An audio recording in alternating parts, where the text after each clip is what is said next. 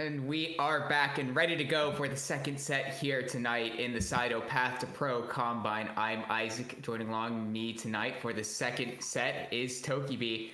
And in the second set, Team A, we've got Dr. Calculus Bio, Asilo Levitate Tub. And on Team B, we've got Decoy, Munchie, Adam, Sajed, and Protos. A lot of Cupid team players in this one, Tokibi.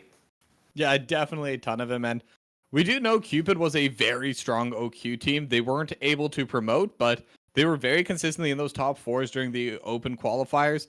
They made it into the promotion tournament. Unfortunately, could not get past there. But this is a very strong group of players. And a lot of those players, especially before Cupid, I think Bio's probably the biggest example of this, wasn't really well known on the scene. Just kind of came out of nowhere, took it by storm, had a lot of unconventional picks, but could make them work. So there's definitely a lot of talent on that team, and frankly on both of these two sides right now.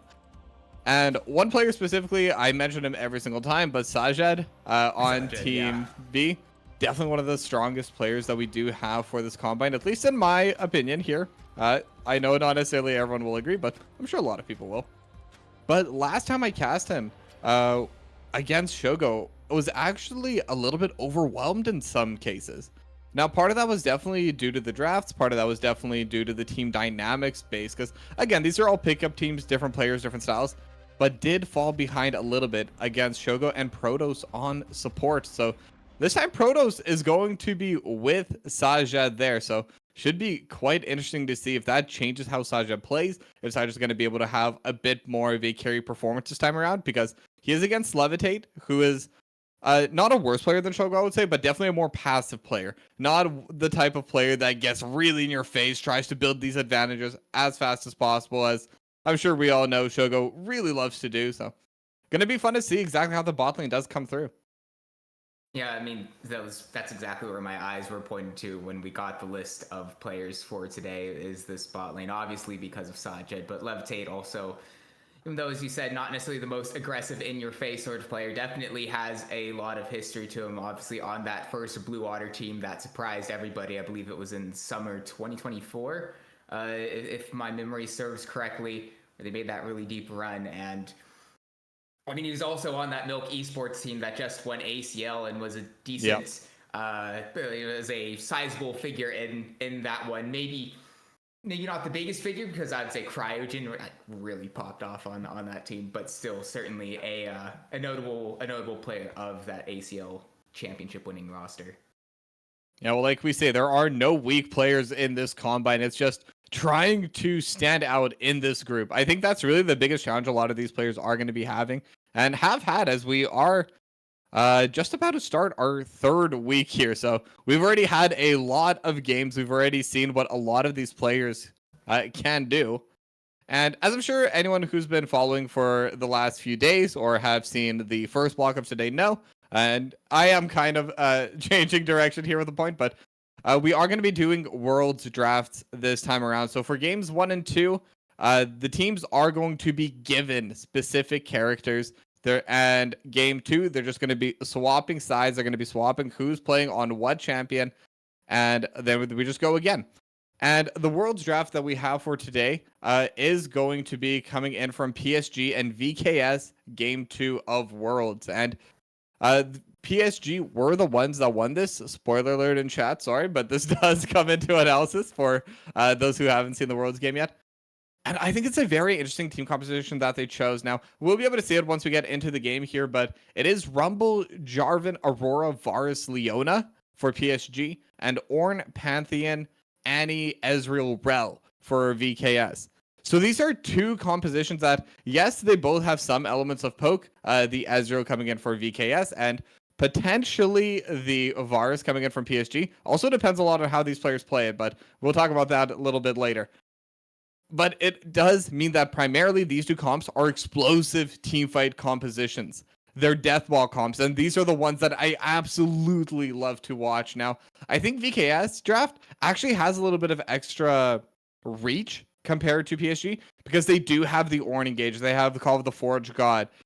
They have the Pantheon ultimate as well. So they just have so much extra range on their initial engage with the Annie Rel follow-up. So if they're able to find it on Team B, a very fast engage, if they're able to find someone out of position, the rest of the team can definitely follow up on the play. And if they're clumped, that's just all she wrote.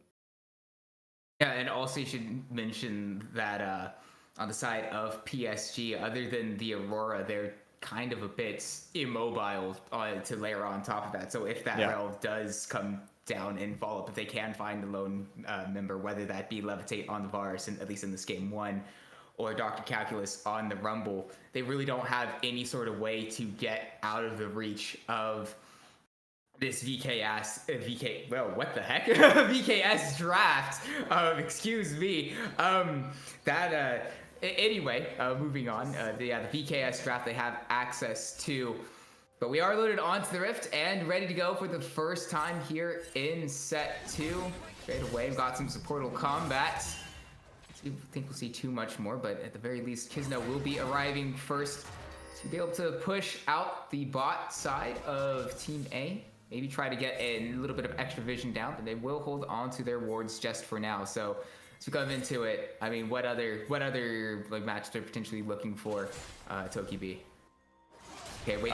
We're looking at this first Aurora. Hold that thought. I know. Of course, I jinx it immediately. The classic caster curse coming through. That will be Asila having to flash away there, and not the most ideal start for Asylum, but at the very least, Aurora should have the Beyond the Veil available to him at around level 3, so should have some level of safety anyway. Yeah, but I'm really hoping that Munchie does make a play towards this mid lane soon. Pantheon deals a lot of damage, has a lot of free setup coming in from Annie, and like you said, while Beyond the Veil is down, before that level 3 does come into play, Asila is a very easy target right now, because once Adam has that stun ready, once it's already been built up, there is nothing Asila can do if he flashes forward, but now Levitate. Ooh, yeah, the crash down will land onto Levitate, but not a lot of damage will come through. Kizno missing a few of those Mystic shots. The minions helping out his team a little bit, but early on I kind of wanted to point to this. We do have a vertical jungle coming out, so a lot of awareness coming through on Bio to have the heads up to be able to opt into this vertical jungle and not head down towards this bottom half of the map. And I think this actually mostly benefits Team B, because again, if you're going to weak side someone, Ornn is probably the single best champion besides maybe Sion. Be able to get your levels, as we are seeing a little bit of lag coming by here, but yeah, okay, we're back. Okay. But yeah. So with the weak-sided Ornn, it's not that big a deal, and we're even seeing right now Decoy is still able to get a ton of CS in the top side. Definitely isn't hurting too much, and it's a very tough angle for Bio to find a gank in that area. In the bot lane though, they can put on more and more pressure. They're just going to be trading back and forth. I don't think we're going to see any major engages. Tub is probably very happy that Zenith Blade missed. That could have gone really poorly for them on the side of Team A. Yeah, that would have brought him really far away from Levitate. Would have allowed Kizno to really just put out damage away from the enemy ADC, but is all right in the end. But speaking of this potential vertical jungle and the players opting to the opposite side, once again we see Bio essentially maybe looking for a move towards this top half of the map, but we'll have to wait on that for a few moments because Decoy is getting awfully low there in the top lane. Yeah, but Decoy still has teleport available. Should be in a good spot later on. Is against Protoss. Just going to be walking really far forward, but this time Munchie is in the area. We might be seeing an engage in the bot lane. Crash down already comes through. Levitate had to flash earlier. Now Tub with his own flash away won't be enough. First blood will go over to Kizno. Yeah, this is exactly what I meant with the fact that the vertical jungle definitely benefits Team B here. They have so much more kill pressure on this bottom lane than Team A has pressure on this top lane. As even Protoss just trying to get in the way of Levitate, prevent him from pushing out this lane. And the lane state right now is actually so bad for Levitate. It's going to be slow pushing away. He wants to reset. He has no mana, no health. No flash, no cleanse, nothing. He wants to be able to reset as far as possible. And this is the even bigger follow-up with the fact that the junglers are doing vertical jungling where Bio's on the top side. You typically could ask for your jungler to come help bail you out, come help push your lane in, but instead they're going to fight. Oh, but Tub will find the option in onto Protoss. The advantage of the slow pushing lane is that there's a lot of minions dealing damage into Protoss. It takes them really low. Yeah, but again, because Levitate doesn't have mana, can't really follow up on that play. Just going to be able to have a nice trade, and at the very least, it will give enough pressure to be able to push this lane in. But the overall tempo in the bot lane is definitely going to be favoring Sajad, definitely going to be favoring Protoss, even with the low HP that Protoss has. As we're even seeing Sajad going forward, but Bio's here. Forward from Kizno, doesn't have the flash, had to use that earlier, and the Zenith Blade will land. The cleanse comes down immediately, but the flag drag is there, and Bio picks up the kill on the Kizno. Yeah, Sajad going a little bit too far there on the Ezreal. Just, I think he saw the angle to take down Levitate. He had the item advantage. He had the level advantage, I believe, as well at the start of that fight. And it just became harder because they were expecting Bio on the top side, but mid lane. Between Worlds will be popped. Adam's very low. We'll have to use Tibbers to stun up Asyla, and he is all right for now, but there's no teleport on that Annie while being very low.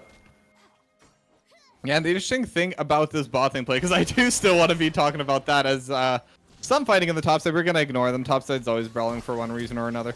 Ooh, but big flash. Hey, all right. We've got a lot of eggs there in the mid lane, a lot of scrappy options to try to get the lethal onto Adam, but both these mid laners will be okay for now. As I said, Adam is very low, has no access to the Tibbers, but the option is to push into invade the enemy jungle. Zenith Blade will land down onto Tub to try to get out. It is Munchie in trouble, is having to flash away. These health bars on Team B are very low, but Tub himself has gone quite far down on the health bar. The spear from the distance is able to get the kill, and that will be feats to the side of Team B. And the honey fruits aren't quite enough. It was a smart idea to try to get that healing back up. Now Bio potentially in a little bit of danger. Adam will instead opt to fully recall, not try to find a stun to help out his team to get the kill. Won't greed for that extra gold. Yeah, pretty close fight there, but in the bottom side at the same time, Sajad getting the solo kill onto Levitate. Now, the wave, I believe, might still be slow pushing towards Team A, towards Levitate, but it's still a very good trade. And now Sajad going to be 2-1-0 on this Ezreal. Only down 5 CS. It's really not that big deal. And since they're doing the lane swap anyway, it's Decoy's problem if the wave isn't in a perfect spot. So I think Sajad's definitely going to be really happy after that kind of a play. Yeah, and, you know, or not exactly the most super gold reliant champion ever. Already getting a lot of magic resist under his belt. It's basically immune to anything Dr. Calculus has thrown his way for the next few minutes until that Leandries is finished.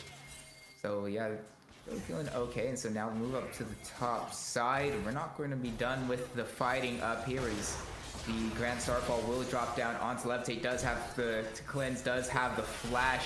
The crash down will follow up, and that will be Munchie getting the kill onto Levitate, but that does open up the Grub. Zenith Blade finds its way onto Adam, getting burst down, and that will be Asyla finally claiming that kill. The two Grubs already going the way of Team A. The rest of Team B has arrived. Kizno trying to do as much damage he can onto Bio, but it will be immediately traded back. The Equalizer drops, finding that kill, and now Munchie will almost certainly be going down. They finally give it over to Asyla to be able to trade the target onto the Ezreal. Kizno will be claimed by Team A as well. A really good prioritization of the targets to be able to get those two enemy Team B members. Yeah, and the play did start with Team B finding that pickup onto Levitate on the top side, but they used so much to make that happen. They used the Grand Starfall, they used True Shot Barrage, they had to dive underneath the turret, so Protoss taking a little bit of poke from the turret there as well.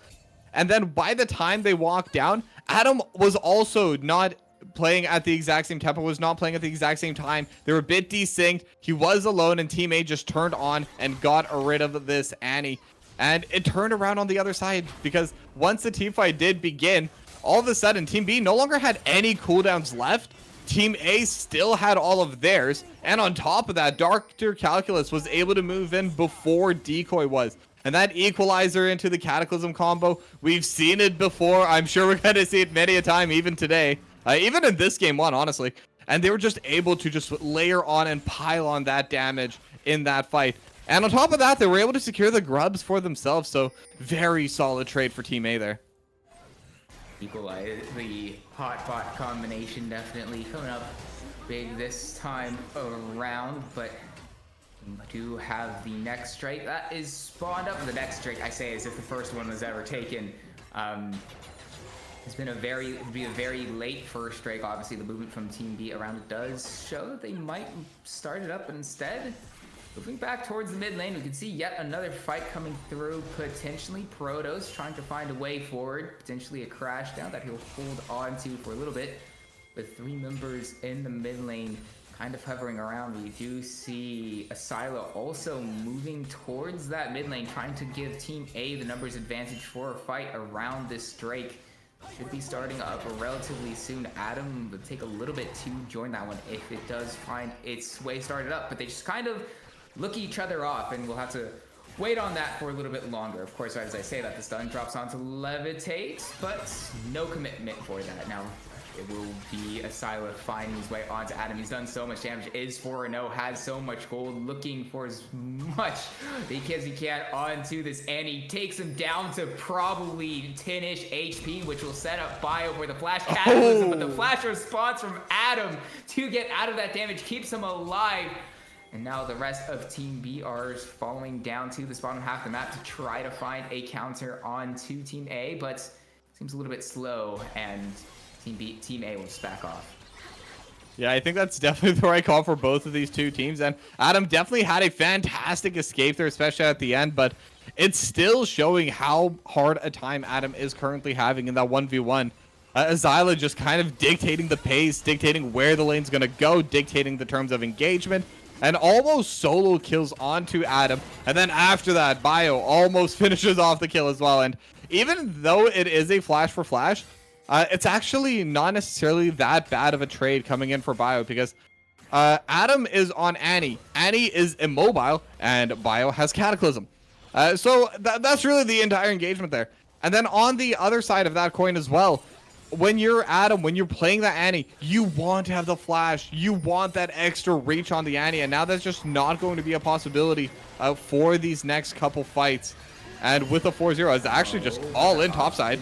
Is to try to find their way onto this Leona Tubbs. Not long for this world. Adam will be able to get the extra gold from that kill, but a lot committed to this top side of the map from Team B. Really only just for the 300 gold of Tub. Yeah, probably not even 300 gold. 0-3-4 now on this Leona. Valid. Yeah, I mean, this is just one of those games. And if you're Tub, though, you're happy with this, right? It's like, yeah, we all have those games. We're kind of running it down a little bit, but we find those little ekes. And I think that's my favorite way of coping. I don't know about you, but like, I'm down to 0-3. I'm down 0-4. Someone kills me and we trade back from them. I'm like, yeah, you know what? I died, but that was actually a good trade. And that's how I keep my mental up. Especially on Leona, it's not the worst trade ever. Protoss going to have to cleanse away with the spell book, but he's taking very low, and from downtown, Levitate gets that kill with the piercing arrow. So another really good pick from Team A. They're trying to push their way back into the jungle of Team B, and it's almost a mirror image of what we just saw a few moments ago. Yeah, but a lot of forward positioning right now from Team A. They're trying to invade onto this red, but again, Tub and Bio may have gone a bit too far. Is no going to have to arcane shift over the wall, but Munchie goes way too far forward. The rest of Team A has arrived to finish that off. Levitate gets his second kill of the game, so despite the relatively slow start for this Varus, he's starting to finally get gold under his belt. Yeah, I mean, Levitate's actually doing quite well before I immediately cast a curse. I mean, right as I say that, Levitate in a bunch of trouble, but will dodge out the stun from the Rel and the True Shot Barrage. So is okay. We'll be able to recall safely and get his health back. Yeah, it's a flash for flash, but again, on Levitate, they have so much range in their engage anyway. It's not necessarily the worst. In fact, in some cases, might even be better to remove the range of engage from Protos. But I'm sure Levitate's still not super happy with that, but at least gets to keep his life. At least we'll be able to come back, get some CS. As mentioned, he's right back into that mid lane, but you'll have to sit and wait around a moment. As of course, as I say that, the Rift Herald is spawning, it's been ready to go. The objective timer is not in the same spots that we're used to them, so slight error on my part. We hit the 15-minute mark. Call to Forge God is dropped to try to hit Levitate. It finds the mark, and that'll be a shutdown going the way of Kiz. No, and now Protos in trouble. A few auto attacks down. We'll finally be getting by Bio with the smite. But I don't know if you really want to use that because there's no smite available for this Rift Herald. With Munchie alive, could be troublesome, but now Adam is caught out and will be burnt down. Bio will pick up that second kill, and now I think they feel a bit more comfortable to go for it. I'm wondering what Adam was doing there. Because you know that the play just happened towards the top side. You know that's where all of their team members are. And at the same time, you have the turret, you have the wave. I just don't see why Adam was even in that tri-brush. I think maybe was looking for a potential play afterwards. Maybe was just trying to ward, but it's a big thing I see with some players, especially as a decoy. Not going to be able to get the turret, but should at least be able to walk away. Don't think Dr. Calculus has enough damage to get the solo kill here, but yeah, we just all get baited for that vision sometimes. Yeah, and I'll be the first to admit that I definitely get caught going for vision way too much. It happens to the best of us, and hold on, the Grand Starfall drops to the bot lane. The option is to go into Dr. Calculus, who actually does a really solid amount of damage onto Decoy before going down, but won't quite find that kill. Asyla will try to find his way onto this orange to be able to find the kill, but good peel from Protos, and Munchie gets him away. Yeah, and it's definitely those kinds of vision plays where we're just kind of looking at it afterwards, and it's like, what was I thinking? If they're there, I'm definitely going to die. If they're not there, then this ward wasn't useful. So it's like, what are we doing? But, you know, hindsight's 2020, as I'm sure Adam had earlier on, and Dr. Calculus had there. Forgot about the Pantheon being available across the map. As now a little bit of a crash down and maybe a team fight coming up for this dragon. Dropping. Their team B are committing a lot to this decoy finally arriving. It's actually a double TP because Adam is here. Tub very low. The true shot barrage will force the flash away from the Leona. But all the while, bot lane tier 1 goes the way of Team A despite the blood not being spilled. Plus, Tub will be able to recall. The option for Team B is to try to burn down this Drake. But Bio is in the area. We'll have to wait and see if they opt to try to steal this one back, but by the looks of it, they'll just move away, and that'll be Team B's second Drake of the game. Yeah, and with that, the race to get the feats of strength is really going to be on, because the turret went over to Team A, the kills went over to Team B, and now the objectives are 2 and 2. The top side both going over to Team A, and the two dragons going over to Team B. So next objective is going to be able to get them those upgraded boots. Definitely not the biggest thing. It is definitely nice to have those extra boots, but they're not going to win or lose you any games. But you would definitely be happy to have those extra stats, and especially if you get the upgraded ones, it does enable you to scale up a little bit more, as we are going to be seeing the Rift Herald dropped in the mid lane and an invade going on at the same time. They're just playing so far up right now on Team A, and I gotta say, I love the aggression and the pace that they're setting. Team B keeps trying to go back, farm up a little bit, and Team A's just making sure they cannot do that, as Adam gonna be looked at again, but this time we'll be able to back away before getting jumped on.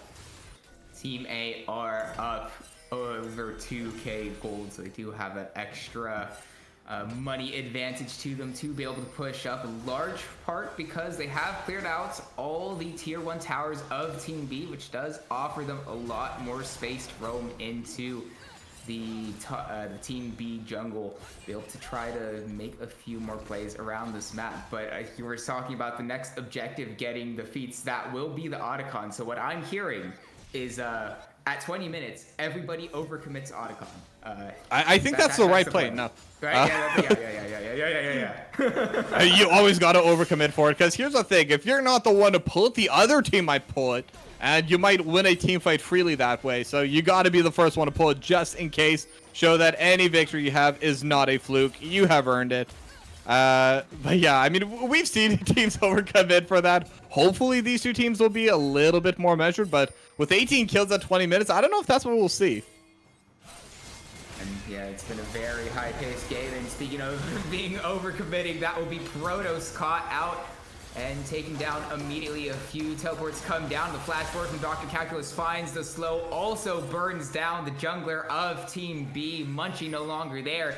And well, I don't think they really need to overcommit for the Otacon if they head to it, because that's 2 enemy members down. Yeah, it's 2 enemy members and the smite, most crucially, getting removed off of Team B. So they definitely have their angle to just freely take this. And especially with the rest of the Team B just kind of showing on mid lane, they know they're just going to be able to safely take this.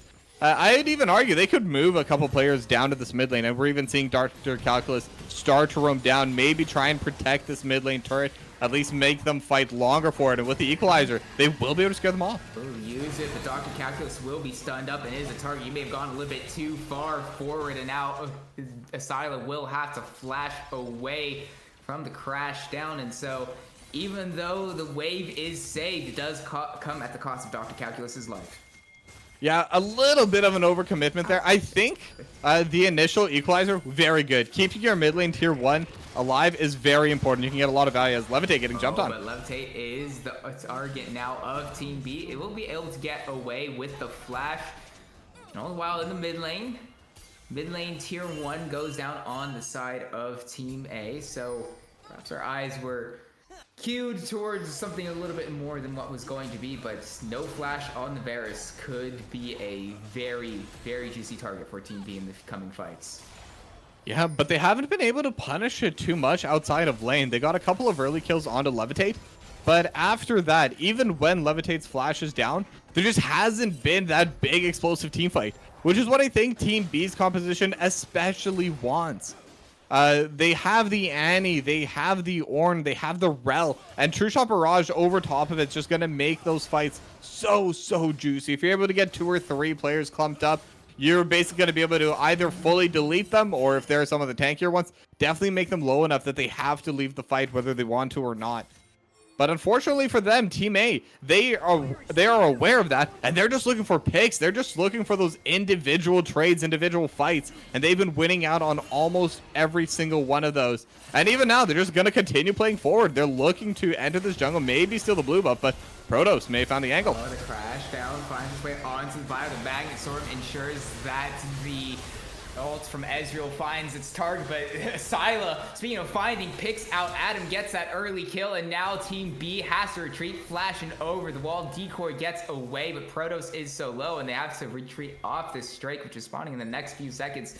Their 1 point of pressure that they've had will be taken away by Team A. Yeah, and that's a very rough fight to lose on Team B. They're going to lose the Dragon, so the Dragon stacking's done. The Otacon obviously has already given away the feats over to Team A. And on top of that, having those 2 extra kills going over to Team A, just going to increase their lead even more. And I was talking about that being a potentially good angle, but Decoy's ultimate was not up at the start of the fight. If it was, I'd maintain they probably could have and should have won that fight, but it was not ready. It was not there. And Adam just a little bit... joining a little bit after the fight began, was not really able to make full use of that Tibbers. I think snagged Dr. Calculus on the top side of the fight, but at that point, Sajad was already decently low, was getting zoned out. Munchie was just getting taken down completely, and they just didn't have enough in their tank after that initial engage from Protoss. Yeah, and actually, while we do have a quick moment for the next objectives to spawn, which will be the Baron in about a minute, I do want to point out Asylum and his performance so far, because while he didn't necessarily have the best start to the time in this Path2Pro Combine, I feel like these last few performances from him have been relatively strong, and you could argue that maybe isn't against the strongest mid lane opposition we've had at this event, but he's definitely stepped it up in the last few weeks. Yeah, I mean, Asyla's always been a very strong player in my opinion. He's a player I've had my eye on for a couple of years now. I actually, ever since his stint on NLE, on Next Level Esports, he really stood out to me as a very strong player. He had a lot of confidence in his own playmaking, and we're seeing that come out here today, right now, because he's been doing those aggressive plays onto Adam. He's basically made Adam a complete non-factor in this game. And as Annie, to some extent, it's even okay to lose lane. It's okay to fall behind. But the way Azyla's played this lane, Adam can't even approach the fights anymore. He's just getting pushed back so far under his tower. He's not able to push the lanes out at all. But Call of the Forge God could be looking for more. God finds its way onto Levitate. Damage does come down, the cleanse drops, and now the Cataclysm stops the advance fully. Levitate is fine, and now Asyla's here. Double kill for the Aurora. Kizno's caught out. It's not Sajed this time on the Ezreal. You feel like that would have been a little bit better for Team B if it was. Unfortunately, Kizno having to fill in for this one. It's a really strong fight for Team A to pick that up. I should probably make this clear. That is Sajed. He just decided to name himself Kizno to mess with the casters. Oh, he did? Okay, it is Sajed. Oh my goodness. Why? All right. Yeah, so that was Sajed burning alive there. That is going to be there to go to. Hey, a lot of players like doing that. You know what? We just have to go with it. Does it help their branding? No. But I think at this point, let's be honest, Sajed probably doesn't even need to do too much for that. But yeah, let's talk about the fight there instead, because I think Team B kind of went a little bit too far. They used a lot of cooldowns just trying to reach Levitate. And then they all had to kind of overextend to be able to follow up on Decoy's Call of the Forge God. But when they all group up together trying to jump onto Levitate, Bio's just staring at this and he's like, oh, I have a great Cataclysm angle there. And just jumps in, Chains of Corruption from Levitate, Solar Flare from Tub. And all of that was without the Equalizer being used in the main fight. That was just used at the end to keep Sajed from leaving. And you know your team fights are going good when you can save Equalizer for later. If you don't have to use them in your team fights, that's just showing it's so one-sided. They're just continuously able to win out. Maybe there's a bit of desperation on Team B because they are starting to fall decently far behind, 6k gold. But it's only going to make things worse. Yeah, and impressively, Levitate didn't even have to flash away either, so he still has access to that defensively, even if somehow Team B find a way in, which they will try to do now. Call of Forge God is dropped. The crash down 5 point onto Bio. They do get the jungler, but now the Equalizer does so much damage onto multiple members of Team B. Dr. Calculus runs through everyone. Levitate getting the kills over the top with the piercing arrows. But it won't matter that Team B are there completely deleted. And, I mean, they get 3, but that will be game 1 going the way of Team A. Yeah, and I mean, we've seen a lot of games this week with these Worlds drafts, and every single one had a rumble. I think that's just the nature of the current drafts on Worlds. And I gotta say, I saw Decoy play it earlier, so I'm excited for game number 2 where Decoy is going to be piloting it. But Dr. Calculus, perfect placement on the Equalizer every single time. Just whether it's to give damage during a team fight, to zone away an enemy during a team fight, or to kind of even holding it sometimes, like we saw in that previous fight. It's a very good play. If you know you don't need it, save it for later. Sometimes holding an ability is just as impactful as using it. And Dr. Calculus is really showing that right now. Unfortunately, Team A won't be able to end it quite yet, but they will get one of the Nexus towers. They will be able to get the inhib. But for now, they can just collect the dragon and maybe look to end on the next push, because it is still decently early and there was only 2 players trying to push. Yeah, they do. Team B does manage to survive for now, but as you mentioned before, the gold lead has even exploded even further from the 6k it was before. Tub not quite finding the mark. Solar Flare only going to get the slow onto the Ezreal. Now Tub takes a decent chunk of damage. Will be all right. Now, hold on. Or goes between worlds. Asyla just poke them out a little bit more. But now mid lane tier 3 is okay for now. The next Baron spawning in only the next few minutes now. Cloud Drake is alive, which will almost certainly be the target from Team A as they back off and away. But still very, very uh, tenuous times for Team B on the Rift. Yeah, but they do have scaling if they are able to hold long enough. Adam just completed the death cap, has the upgraded void staff as well coming in from Decoy, so they do have the damage. They have the ornaments coming in. That's going to give even more stats to each of these players. Already 3 of the 5 ornaments are on the team, as we do have a pause. Not sure if it's technical, but there's also a chance it will not be. We do have the rule where coaches are allowed to pause for up to 2 minutes per game. And I don't think we've actually mentioned this before, but it is Quatch being the coach for Team A and Churnfire on Team B. So maybe now that they have the item timings on Team B, it could be Churnfire just trying to think of their next engage and how to find the team fight that they need. It's a little bit of an odd timing to opt for that pause, assuming that it is a more than likely Churnfire Team B pause, because I mean we've had multiple fights in a row that have really not gone the way of Team B, and now that they're almost 7k gold back, even though you can definitely reassess the way that you're going at these fights, it seems like it maybe should have come a little bit sooner, assuming that it wasn't, since we didn't see any like heads up alerts about players disconnecting, and it was just about on the 2-minute mark that the pause ended. I feel like that was the case. I mean, it's hard to say. Honestly, I think this could come from both of these two teams because Team B, yes, they have been losing out on a lot of fights, but a lot of their lost fights have been, frankly, pretty obvious why they lost. There's not too much coaching to do there. These are all strong players. They know why those team fights failed. They know what they did wrong. But it also could have been coming in from the coach for Team A. Because they have tried to end this game a few times, but they're not able to find that final little bit that they need to walk in and destroy the Nexus. But they do have a solid lead. They have a very strong champion as Between Worlds coming through. Silo goes Between Worlds, yeah. Maybe a little bit preemptively. Luckily at this point in time has a relatively low cooldown, so it should be back up soon.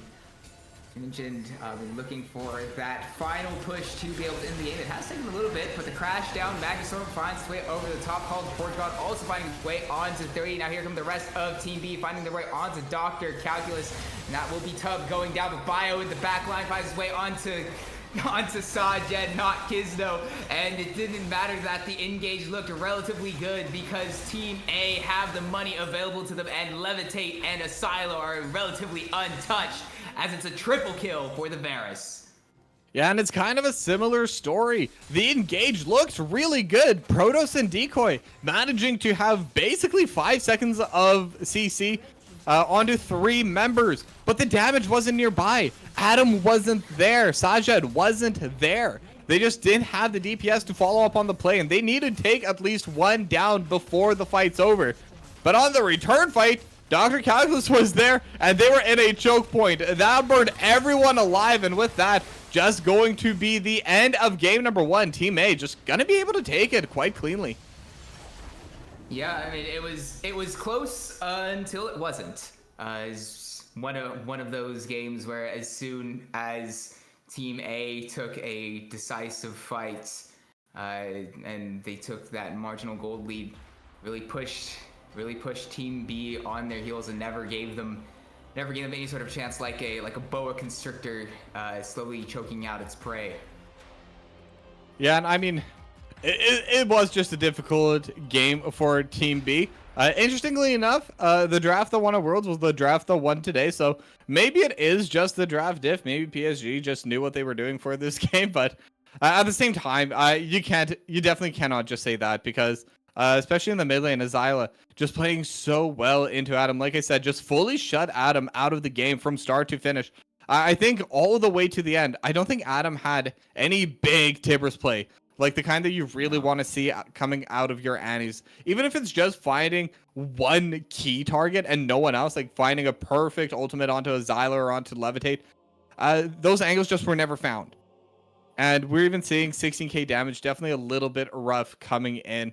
But you never know. Could have just been that Adam doesn't really know how to play Annie. Maybe it's just an off game. Maybe Azila is just the biggest superstar in mid lane there's ever been, and put it in any other matchup, and Adam would have played fantastically. But Azila just really put it on the hurt this time around. But there's really no way to know unless we do a complete mirror matchup. And I mean, I don't know if that's possible.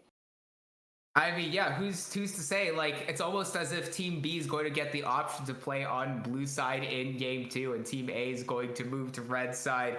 So we'll get to answer a few of those questions when we come back for game 2 of the Cider Path2Pro Combine here in set 2. Don't go anywhere. We'll see you in a few moments.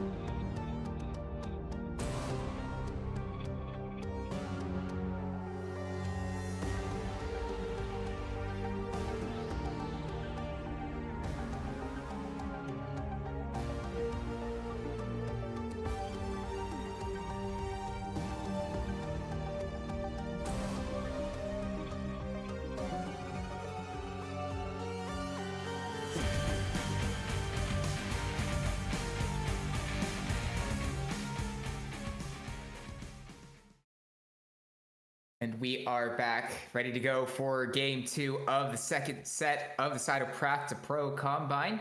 And after a relatively even game 1 until it wasn't towards the end, there were definitely a few questions to ask Tokibi, especially my mind specifically was focused on Adam's performance there in the mid lane in game 1, maybe not exactly being the best. Yeah, definitely. And part of it is on Adam for sure. But at the same time, they got a Silas Flash level 1. They had an Annie Pantheon combo. And without the Flash, I don't think there's any way Xylee could have gotten away. So I definitely would have liked to see a little bit of an early gank coming in. And yes, Adam got taken down quite low. They did have some pretty heavy trading early on in the lane phase, but Adam was still more than healthy enough to make that play happen. So it's definitely not just on Adam, at least for the start. But there was definitely a big part where it was just Xylee dominating in that lane, and definitely was able to bring it to the rest of the team later on. As we are just going to be doing the exact same drafts once again, only this time we are going to be swapping the sides. Team A is going to be on the red side doing the red draft, and Team B is going to be over on blue side doing PSG's draft from the world. So going to be interesting to see how these mirror matchups do affect both of these two teams' performance. Yeah, and I mean, that's been the interesting part of this week in general, as well as been seeing the same players on opposite sides of the same matchup. Sometimes a few of the things comes down to just familiarity. Like I think it was was it like 2 days ago where there was like an Azir in the matchup? I want to say it was even on the Saturday where it sometimes it just depended on like the player's comfort on the champion. And we even get to see, like I said, with that top lane matchup when they rumble into the Ornn, especially how early it is typically Rumble favorite and how that can do, and how Decoy will be able to be on it this time around. Well, I've seen Decoy play Rumble a few times in this combine, and let me tell you, Decoy is no stranger to playing Rumble, performs incredibly well on it. I mean, to be completely honest, I don't think I've seen anyone have a bad game on Rumble yet. I guess it has been a champion that is a must-have in your champion pool for the top lane for a decent while at this point. It's definitely been on and off for a little bit, but over the past 2 years has definitely had many moments where he was a top pick in competitive. So, yeah, going to be interesting to see exactly how Decoy does perform into this. And like you said, Rumble does quite well into Ornn. It is one of those tank killers. And Ornn can play weak side, is definitely okay falling behind, but you still don't want to have a Rumble with a free lane either. So I'm wondering if maybe they'll try to make some play, get Ornn ahead early, because Rumble can definitely die to Ornn Pantheon. Pantheon does a lot of damage, and so does Ornn early on. So we'll see if they want to focus on there or mid lane or bot lane, because let's be honest, I think all 3 lanes are very gankable, especially for the red side. Yeah, I mean, Ezreal is. Oh wait, no, hold on, the other way around. Wait, shoot, hold on. No, because Varus is the gankable lane. We were talking about the Rumble. You know what? Sometimes my genius it knows no bounds. Whatever. No, that's not the Jeremy Clarkson quote. Anyway. No. If we want to have proper cope, the way we go about this is you're thinking so far ahead, you forgot about what's going on in the now. You know, like your brain is just too fast for this. That is definitely the cope we're going for. But yeah, I mean. Speaking of the Varus, though, I think Levitate also. I mean, it took him a little bit to get online. It was a really good comeback performance from Levitate in that game 1 on this Varus, especially on what was the poke Varus, and I'm pretty sure we're probably expecting that to be the same way for Sajed, considering the amount of range a few of these members of Team B have, or Team A this time around. Red side have. Yeah. No, I would hope to see it's going to be poke Varus. I mean, in general, I think on hit is weak. there's only one true tank on the red side that you'd want to take down. That will be the Ornn, but you already have Decoy on the Rumble. You get a decent amount of damage coming in from the Aurora as well. You don't necessarily need to have a dedicated on-hit tank killer. So having that extra damage from the poke is going to help a ton more, especially for reaching Levitate and all that. So yeah, Sajid hopefully going to be doing that kind of style, and especially with the rest of their team comp. They're a team fight oriented team comp, as maybe even a pickoff team comp. That's how Team A did play it in game number 1. So there's a lot of different angles that they can perform. They have so many different ways of engaging. I think they can literally engage from all 5 roles. Rumble's kind of the only champion on that team without hard CC, but with the red carpet, with the electro harpoons, like, yeah, exactly. Like, you're going to be able to lock people down. Maybe not officially, but with those massive amounts of slows, I mean, they're not getting away anyway. I mean, I've seen the equalizer being used as an engage tool. I mean, yeah. I don't know why my brain immediately went to Niski when thinking of that. That was ages ago when he played Rumble mid on C9, but definitely a few of those moments where it was used as that pseudo hard engage, I guess. Are we counting it as hard engage, or because it's not super? Okay, so I want to call it hard engage. You can always still arcane shift flash out of that as an answer, but you know what I hate more than that? And like, I'm going a bit on a tangent here. Do you remember back when Equalizer was considered a tool to like finish off a kill? When it had that massive amounts of burst damage upon landing? That was so stupid. I'm so glad they changed that. Just throw the Equalizer across map into the brush because it's going to deal 600 damage on the first stick. It's like, yeah, no, this was a great idea. But those were the days. Those were the days. Those were traumatic moments. It's also one of those things that it's like, I'm glad it happened, but like, but I'm even more glad that it's gone. Right? Yeah, like definitely bring some good moments, good memories. Like honestly, Sona Tarek was fun for a patch. Thank goodness it's no longer in the game, because my god, that was my own personal like highlight of I'm glad it happened. Thank goodness it's gone. Yeah, we've had a lot of metas like that. I mean, AP Scion mid, AP Master Yi mid. Those were good ones. What else we got? Tarek Yi jungle, Tarek mid. Oh my gosh. We've had so many stupid metas in the past few years. Honestly, like everyone's complaining about lane swaps. Y'all don't even know how bad it can get. Like the ones that are just getting in a league now. Dude, funnily, when like Sneaky and Reckless were benched in like, what was that, like 2018-ish? Dude, that was like where actual like elite ADC players are just like, ADC is such a bad rule. We're literally no need to play it. We're benching Reckless because like, dude. Anyway, reminiscing aside, moving on before we get into this second game where we are going through a Spectre delay currently, just to make sure that there is that little extra competitive integrity. Oh, wait. Well, there it is. No need for that anymore. We are now in the future where the spectator delay is a relic of the past. I'm a bit surprised we didn't load straight in or as quickly as it was, but we are here and ready to go for game 2. And so, yeah, I mean, I don't need to say it again, but I will if you are just tuning in. Welcome to this mid lane matchup between Adam and Asyla, especially with how that first game went. I'm looking for a little bit more from Adam on the Aurora this time around.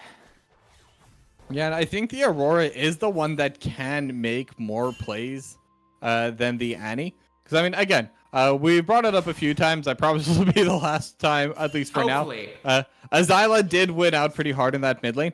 But I think it's because Aurora's kind of the champion that decides how to go for those engagements. Annie's pretty one-dimensional in terms of what she does, in terms of what she can do. So if you're not in range of the Annie, you can basically do whatever play you want. You're the one that gets to decide when to walk in. And right now, Adam's the one that's trying to bully out Asyla a little bit there. And definitely a winning trade going the way of Adam. That does have the extra damage with the empowered third strikes on the Aurora, the passive coming through. Also, especially because Asyla opting for that shield as the first ability a little bit early on. So, you know, a slight health advantage to the Aurora, and didn't quite get the same hubbub that we got in the first time around, but something that will be different here for game 2 is that we also aren't getting that vertical jungle, but we are getting junglers starting on the same side of the map. Yeah, they're going to be able to group towards the bot side together, where incidentally, it's not going to be the poke Varus.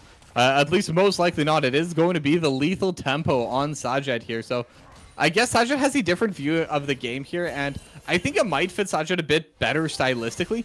Definitely the kind of player that likes to play those auto attack, those A-click champions, just lot of damage front to back. That's kind of the Sajed that I know. That's the Sajed that I've seen perform extremely well.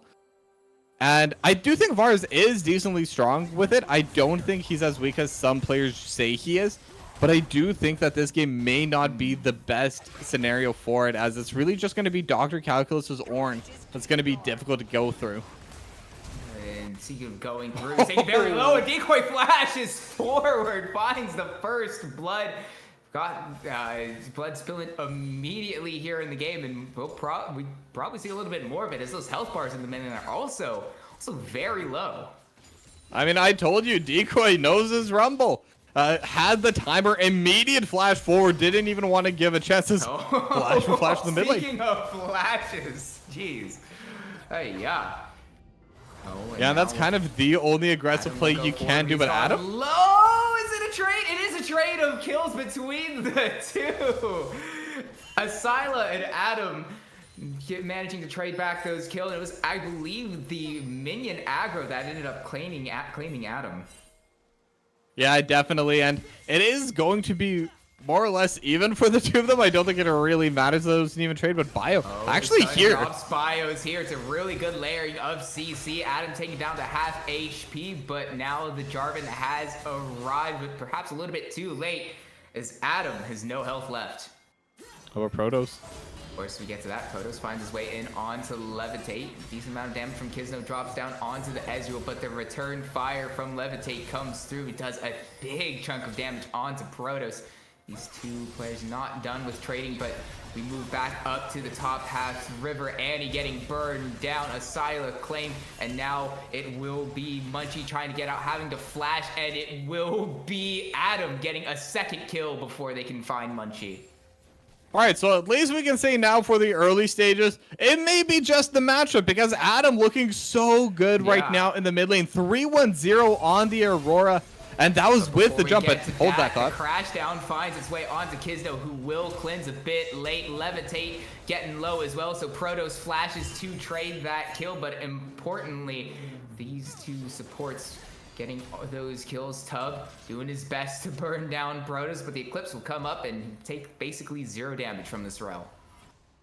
Yeah, I mean, close fight. None of the carries got the kills, but Flash Cleanse used by Levitate, only Cleanse used by Sajed. And the wave is going to be pushing into Sajed there. So they're pretty even on CS before the wave crashes. But as we can see on our minimap, Sajed is going to be there to collect all of them. Not a single one was lost to the turret before Sajed got to lane.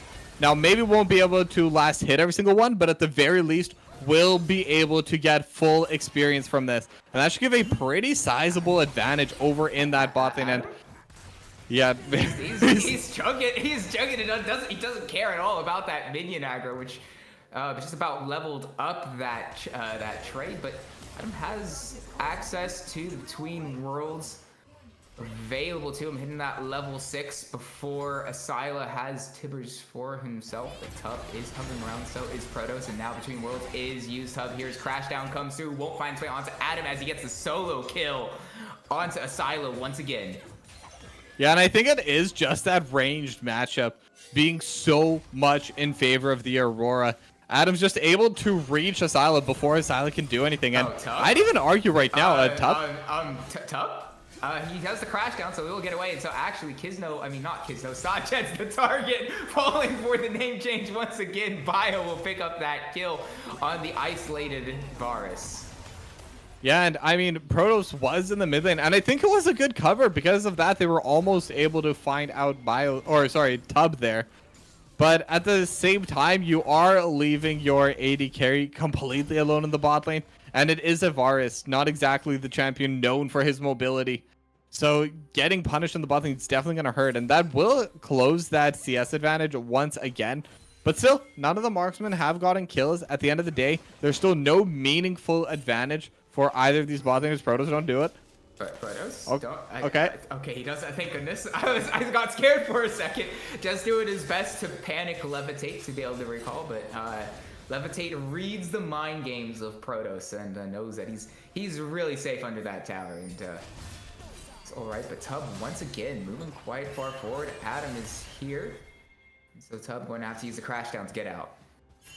Yeah, and I think that's the nice thing about the Rel, where you can kind of go for those iffy ward placements where you're not sure if there's someone in, because worst case scenario, you just crash out. Oh no, once again, Sajed is a bit far forward, doesn't have cleanse or flash, and the amount of CC that's here in the top lane means Levitate will get that kill. And they're putting so much focus on keeping Sajed out of this game. 0-3-1 on the Varus now is all in from Dr. Calculus.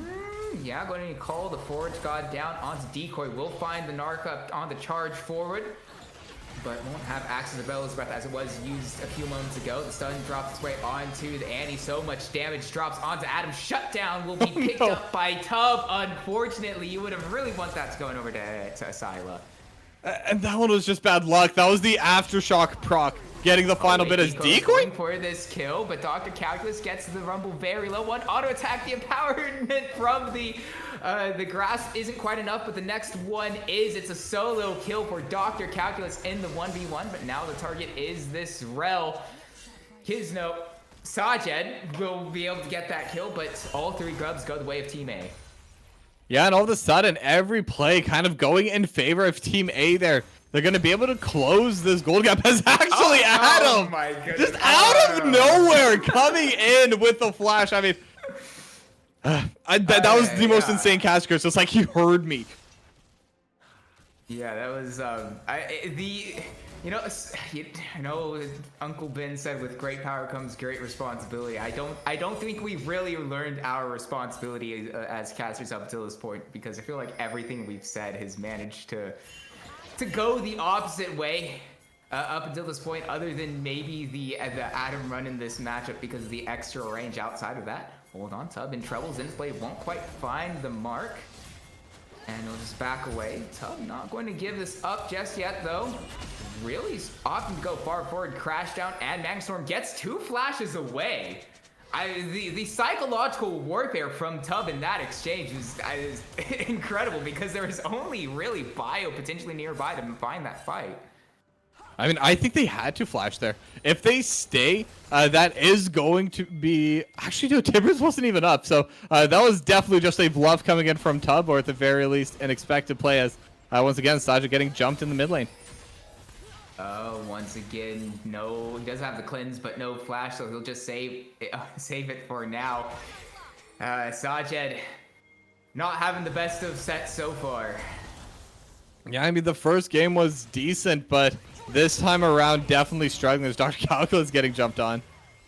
I don't think Decoy will have lethal, but he does do a lot of damage, and now Between Worlds is summoned up by Adam, but the response, Tippers is able to trade some damage back. Adam in a bunch of trouble, but he's got nowhere to go, is spotted out by this pink ward, and the kill will be gifted over to Asila. Yeah, and I think in general right now, just the map movements coming out of Team A are just a little bit better. Tub able to find the angles. We do not get a single moment to call the Forge God finds its way onto Decoy, but the jungle has arrived. That will be Bio claiming the kill. Nope, it will actually be Decoy picking up, which is ideal. But either way, it's set up by Bio nonetheless. Yeah, and with that, they're going to be able to get some more gold onto Decoy, and that's going to help them a lot with their team fights. But as I was saying before, Adam, we do not get a single moment to have any sort of talk about this game, because the teleport down from Adam chunks down Bio quite low. Won't get much else, so perhaps a little bit premature to be able to cut off the what were you saying there, Toki? You know what? I don't even care anymore. If the players say I'm not allowed to speak, then I'm not allowed to speak. Yes, I'm going to have a tantrum right now in broadcast. It's a completely valid crash out, because because we are now at 17 kills in 11 minutes. It's one of those games in which the color casters kind of does their best to to try to make the broadcast as colorful as possible, but we don't really get those options. But we do see. Okay, now it's your moment, Toki B. Go. Okay, the second I'm gonna start talking, they're gonna start another fight. You just wait. But what I was gonna say is that the map movements so far from Team A have been quite clean, especially coming in from Bio and Tub.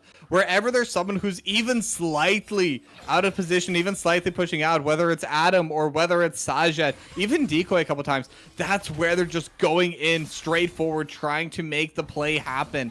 And to their credit, there has been a little bit of a response coming in from Munchie, especially with that last kill we saw, getting the kill over for Decoy. It helps them a lot. But in general, it's definitely been just Team A, Team A, Team A. They're the ones that are playing proactive. They're the ones that are creating these engagements.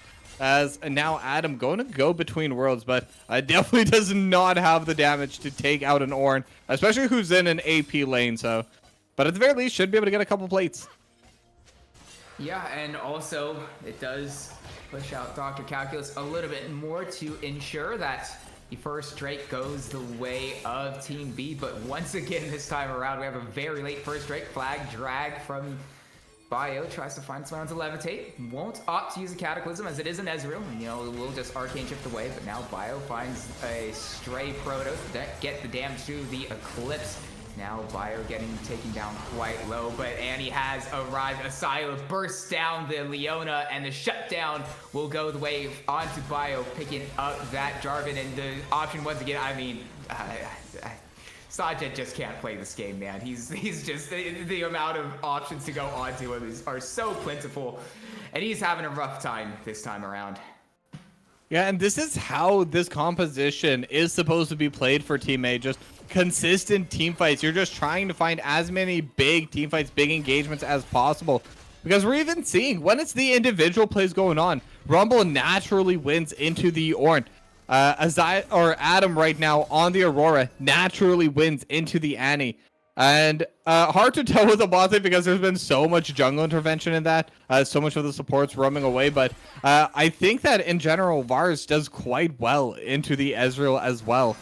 So, but they're not letting them have those individual trades. They're not letting them do the 1v1s. They're just consistently forcing out team fights on the side of Team A. Like I said, they're doing the proactive plays. They're the ones that are starting these engagements. They're the ones that are setting up their vision aggressively, as we're even seeing them right now contesting the vision for this next dragon. And with that, they're getting rewarded. They were pretty behind just 5-6 minutes ago from this mid lane, from this top lane. But the gold is now even slightly favoring them. And I think as the game goes later, it's going to favor them even more. They have so much team fight power. They have so much engage. If they're able to keep finding these angles, and they're also able to prevent Team B from finding those pickoffs before fights start, I think they're going to be in a very solid place for the rest of the game. I do find a bit interesting is how much we sell before we get to that between worlds be used, but the summon Tibbers will find the mark won't quite matter as Adam does so much damage. And once again off screen, and we get a little glimpse of will be Sajed getting blown up by the amount of options that team may have for them. Sajed is getting focused so hard this game. I'm starting to feel a bit bad for him. I mean, that's all they're doing. It's really tragic. It is a tragedy of Shakespearean proportions here for Sajed. I don't think the choice to go the on-hit Varus is helping him all that much, because you do need to get a lot closer to be able to set up your damage as the on-hit Varus, and every single time he tries to step up for that, he's just not allowed to. Yeah, no, depending on the build Sajed goes, he will end up tanking up a little bit. We do still see, granted it's a bit rare nowadays, but some tank items at the end there coming in, but they're just gonna find Tub and I feel like that's a play that I make in my games. But now the move is up to the top lane here on Dr. Calculus. He's pretty tanky, but there's a lot of damage available to Team B, and they burn him down. Decoy will get his 4th kill of the game. Yeah, and I think Tub in general has been doing a good job warding, and has definitely been pushing his boundaries on where he can safely get a ward while still getting away. Because again, the crash down, very good ability at getting out of a bad situation, especially one that you put yourself into. And that's been working, but Target Adam. is Adam will go. Will use pierce the veil, but it won't quite matter. Finally goes between worlds. Does his best to find Still as much trades. options as he can. He still trades the kill back down, but Team A will get what they came for. They kill the Aurora, and they will get the bot lane tier 1. Yeah, Munchie's here though. Oh yeah, flag drag and 1 auto attack is all he needs. Munchie will be able to trade that one back around, so a 2-for-1 and all at the end of the day going the way of Team B. Yeah, and even the turrets themselves were traded across map. Bot tier 1 for top tier 1, going each separate direction. So overall, definitely a small benefit going over to Team B. And again, we're just seeing this. Whenever it's a small skirmish, it's a small trade, it favors Team B. Whenever it's those big team fights, or just, again, Team A just consistently finding more numbers, that's when those fights go towards Team A. And looking at the overall kill score, 14-13, we're seeing that in general, both of these two teams are finding an about equal number of these.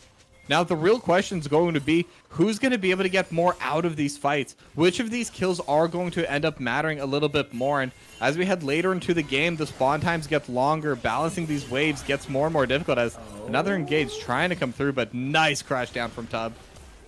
Yeah, will be buffered through the solar flare very effectively, so no ult available for the Leona. Will be the Rift Herald summoned up in mid lane to get this charge down, try to open up this turret right as the Drake has spawned on the map, looking to be able to take the second one, prevent that stacking. It's a little bit of a late stack, even if Team B do manage to grab this. They do have the inside positioning towards this Drake, but with the mid tower getting pushed down between worlds will be used by Adam, and that's a really good equalizer from Decoy. That would be a burn down. Sajed gets that kill onto the Ornn. Dr. Calculus not long for this world. The heal will be used by Tub just to get the movement speed away. A really good setup from Team B will manage to get a kill, and I'm going to assume that at some point they'll be moving it on to the Drake. Yeah, Munchie's just going to head over there right now as the rest of the squad going to be taking this mid tier 1 and stuff. Potentially looking for a play with the Hex Flash, but obviously with the rest of the team not around, definitely could not find it. But Dr. Calculus is up in 5 seconds. There are worth behind them. Flash forward from Asila, and now Levitate will try to go over the wall to be able to do some damage from this side. He will get burned down, but not without trading to kill onto the Rumble. But after all of that, it is a kill advantage going the way of Team A, 3 for 2. Yeah, going to be able to get the extra kill, but during that time, Munchie did take the dragon, so overall, again, these trades are just so even. It's so hard to tell who actually ended up winning out. I think in general, you're still happier on Team B because they do get the dragon, but at the same time, they were getting that dragon whether or not that fight happened. So because of that, you're happy on Team A because you got a 3 for 2 kind of out of nowhere. And with that, it's just showing how insanely volatile this game has been so far. Both of these teams are just finding angles for these team fights. They're finding angles for these skirmishes. And we're especially seeing Tub just consistently looking for more and more of these crash downs. Azila able to follow up that one with the Tibbers as well. And with the Otacon spawning now, this is where we've seen teams throw before. Game number 1 never ended up having to happen because Team A were just able to get a couple pickoffs right as the Otacon spawned. But this time around, maybe this is where we'll get that big team fight. But at this point, with this current state of the map, Team A need to either send someone to the bot lane or pull the Otacon right now, because otherwise, Adam's just going to keep shoving in. Tub's going to crash down with Bio nearby. It will actually get the blue buff. All right, Sajed. Now it will be Sajed. He's caught out again. He has nowhere to go. Collapsed on Tub. Going to have to flash away from Zenith Blade. But as a consolation prize for Team B, but losing the ADC right before the Otacon spawns, especially with Adam on the opposite side of the map, means that Team A moves straight up for this objective. Yeah, and honestly, they could still look to contest. Otacon does have a lot of HP. It'll take a long time for it to go down, and it looks like they are going to try, but Tubbs behind them again. Finds the stuns onto the enemy jungler, but it's a really good equalizer, finding his way onto multiple targets. Adam teleports over, gets the first kill onto Tub, but a good charge from the Ornn finds its way onto multiple members. Protoss is very low. The auto attack from Levitate finds the kill, but the flag drag from Bio finds the enemy Ezreal, and so Team B now move away, but Sajid has finally arrived. Can he do any sort of damage at this point in time? He does claim Bio. Once again, the flag dragged from Bio drops down, not from Bio, from Munchie finds its way onto the Ornn, which sets up the rest of his team, and now Team B move on to the Drake, the Otacon. You know what? Third objective's a charm. You know, we move on. Yeah, we definitely move on, and Team B is going to be moving on with this extra Otacon buff, and I like what Team A did at the start. I think that was definitely the right call, where you see Adam pushing in your bot lane. You have two choices. You either give up a little bit of positioning on the Otacon, or you can just start the Otacon and try to blow it up, or you start a fight, or you send someone over to deal with Adam. But they decided to just go for the fight, and I think that was the best call, because if you start a fight, if it's a big fight, you're just going to straight up get the free objective as Protoss. Maybe a little bit too far up. The stun drops from the summon up on the Tibbers, but he's very tanky with that Eclipse, down to half HP now. Solar Flare drops, buying him some time, but the response from Team B finds its way down. Equalizer used to try to get the Rel. A lot committed from these two teams for supports. Call the Forge God drops down now onto Sajed. Once again, only has a cleanse, no flash. Immediately burned down by Team A. He's not had a great time on this Varus, and so Team A looked to push in a little bit more with the numbers advantage, and with a few of these health bars as low as they are on Team B, we'll probably just try to take the tier 2 bot lane tower, and that's about it. But all the while in the mid lane, Adam is going to answer for himself. Yeah, going to be able to take the tier 2 in the mid lane. So overall, it's just going to be the one kill on Asajj that makes the difference. And at this point, that's 300 gold. It doesn't matter too much. There's a 2.5k gold lead still for Team B. And I got to say, Adam must be quite rich right now. 8 kills, 5 assists, has gotten both of those tier 2 turrets to himself. And those are the ones that are the cash cows. That's where all the money is in the objective. It's in those tier 2 turrets. So going to be a lot of extra damage coming out for this next team fight. Dragon going to be spawning in 15 seconds. So both teams going to start grouping here, trying to get set up, as we are going to have a pause. I suspect this is another coach's pause, because this is going to be a game-defining team fight here. I mean, whoever wins this team fight could very well be the one that wins the game. Especially if it is a one-sided team fight, obviously. We're getting to that point where a few of the health bars, the respawn timers are getting quite long, and also on the side of Team B, if they do manage to take this, they would be on soul points. I don't know if it would necessarily be game ending, but could very, very certainly be the inflection point of this game, as it's been really even up until now. Yeah, and it's really going to come down to the positioning now. One thing that is standing out to me right now is that Azila is not grouped up with the team.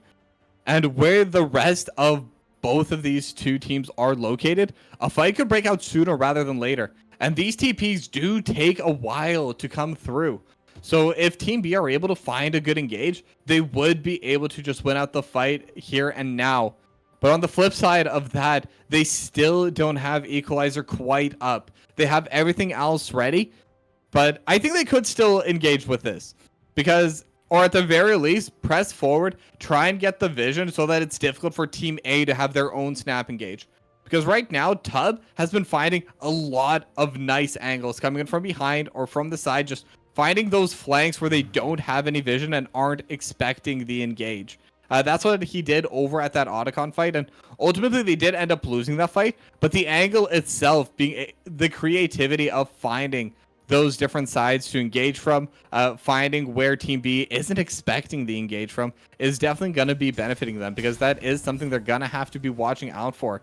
But right now, Tub is on vision. They know exactly where he is. They know they have more members towards this bot side river, so it's going to be a little bit difficult for Team A to come in, and I really hope they don't end up overforcing for this fight, but with Dr. Calculus recalling with no TP, no Call of the Forge God, I'm wondering if they're even going to contest onto this Drake. It would be a bit difficult at this point in time. Luckily, Levitate does have a bit of range on this Ezreal to keep things at arm's length, but you mentioned as soon as that recall came through from Dr. Calculus, we see pings from Team B onto this Drake. to move over, but in terms of vision and flanks as well, there are still certainly options for potential teleport from Asyla into a few of those wards on the back line, but it looks like they'll just opt to trade away the top lane tier 1 tower. Yeah, and I think it's one of those cases where the initial setup was pretty bad from Team A.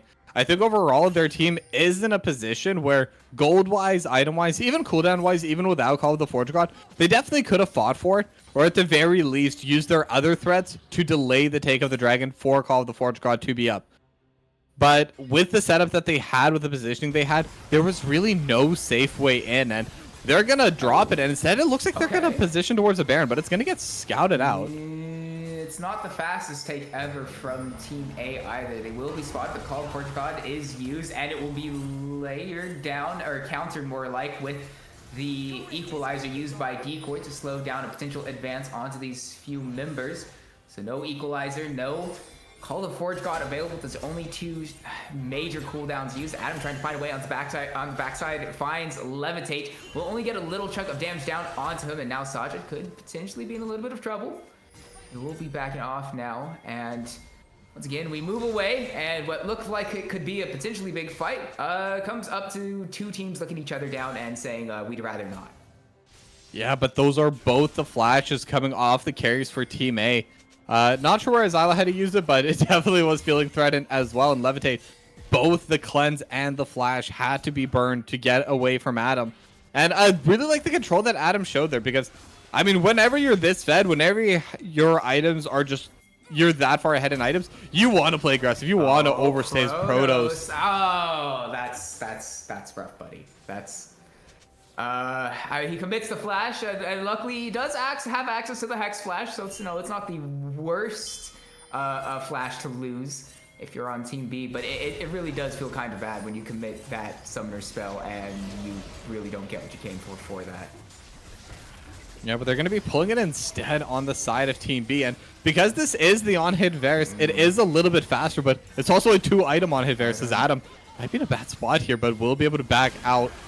Oh, that is an interesting grand starfall from Bio. Will be able to survive a bit of this damage, but takes a really big chunk of damage from the empowered piercing arrow from Kizno, and so now Team B look to retake the space in and around this Baron pit, fully pushing Team A out, and might look to start up once again, but a good true shot barrage takes a few of the members of Team B a bit lower, especially Protoss now down to about 1/4 HP. Really can't tank up too much on this Leona at this point in time, so they move away, and immediately the response from Team A is to try to clear out the vision for themselves afterwards.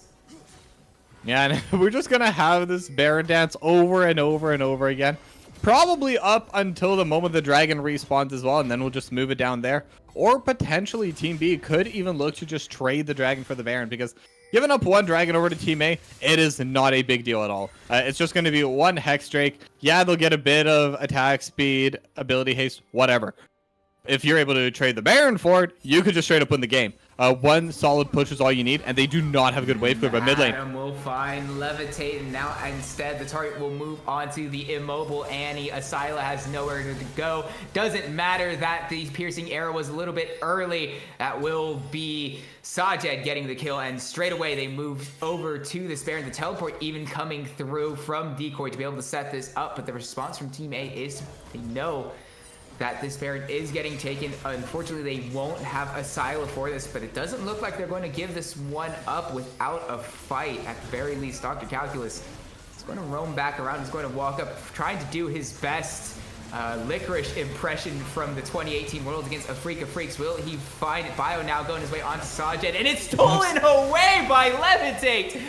And not exactly the steal we were looking for from the 1 HP on the Ord, but it still found the way of Team A, and with the health bars taken down by the Baron as much as they were, Team A looked to find this fight. Adam knocked up by the Ord, taking down a double kill for Bio, but that is absolutely massive for Team A. You cannot go for a play like that when your smite is down, and Munchie did not have smite ready. And I mean that's all this play is, and that might have just lost them the game from there.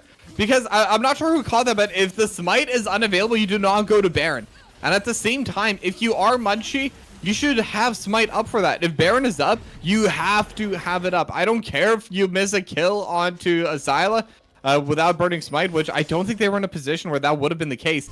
But it's the cooldown. There's a reason why we focus on the junglers in these late game teamfights, because you remove the smite, the objective's yours.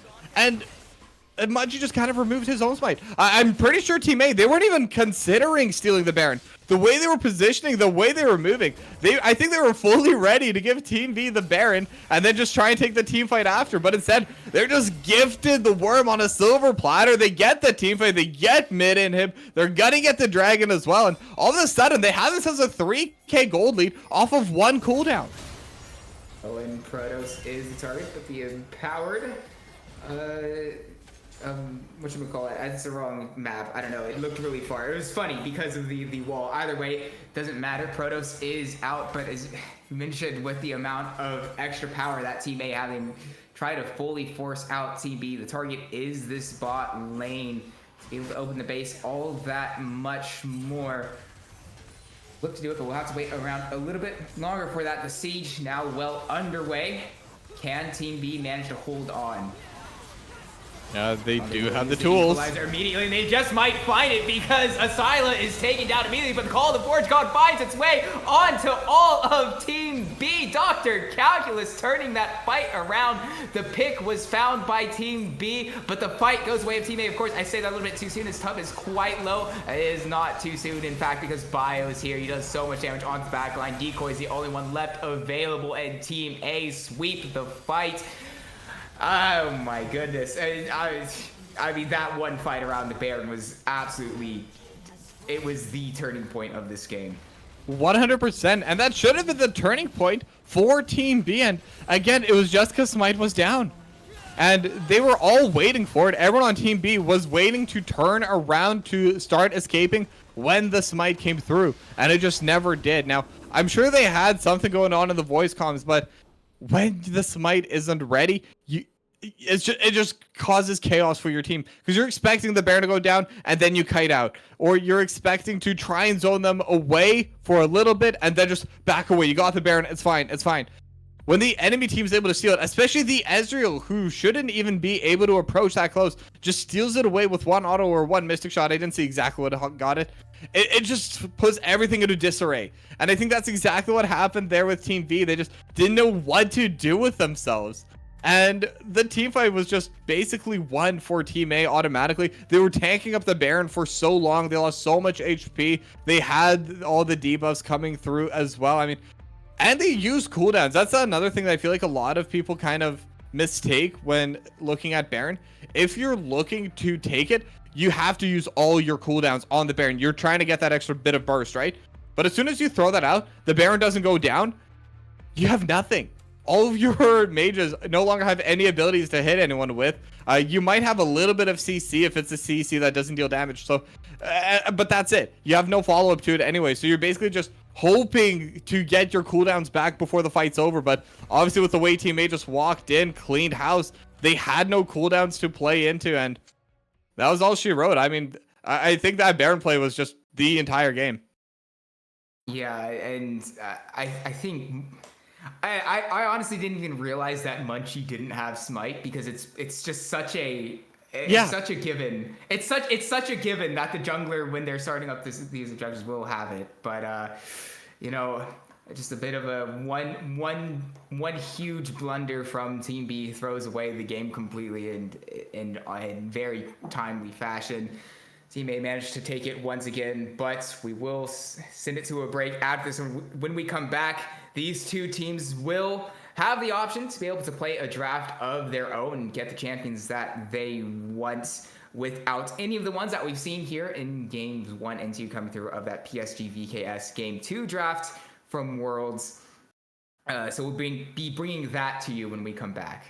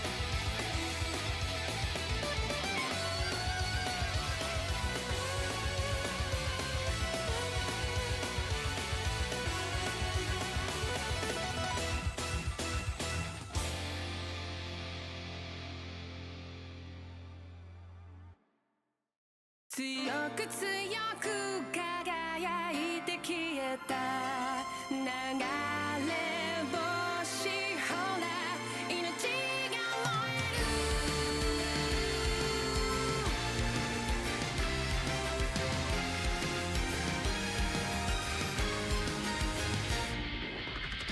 何かに怯え走り続けたその虚しさのしじまに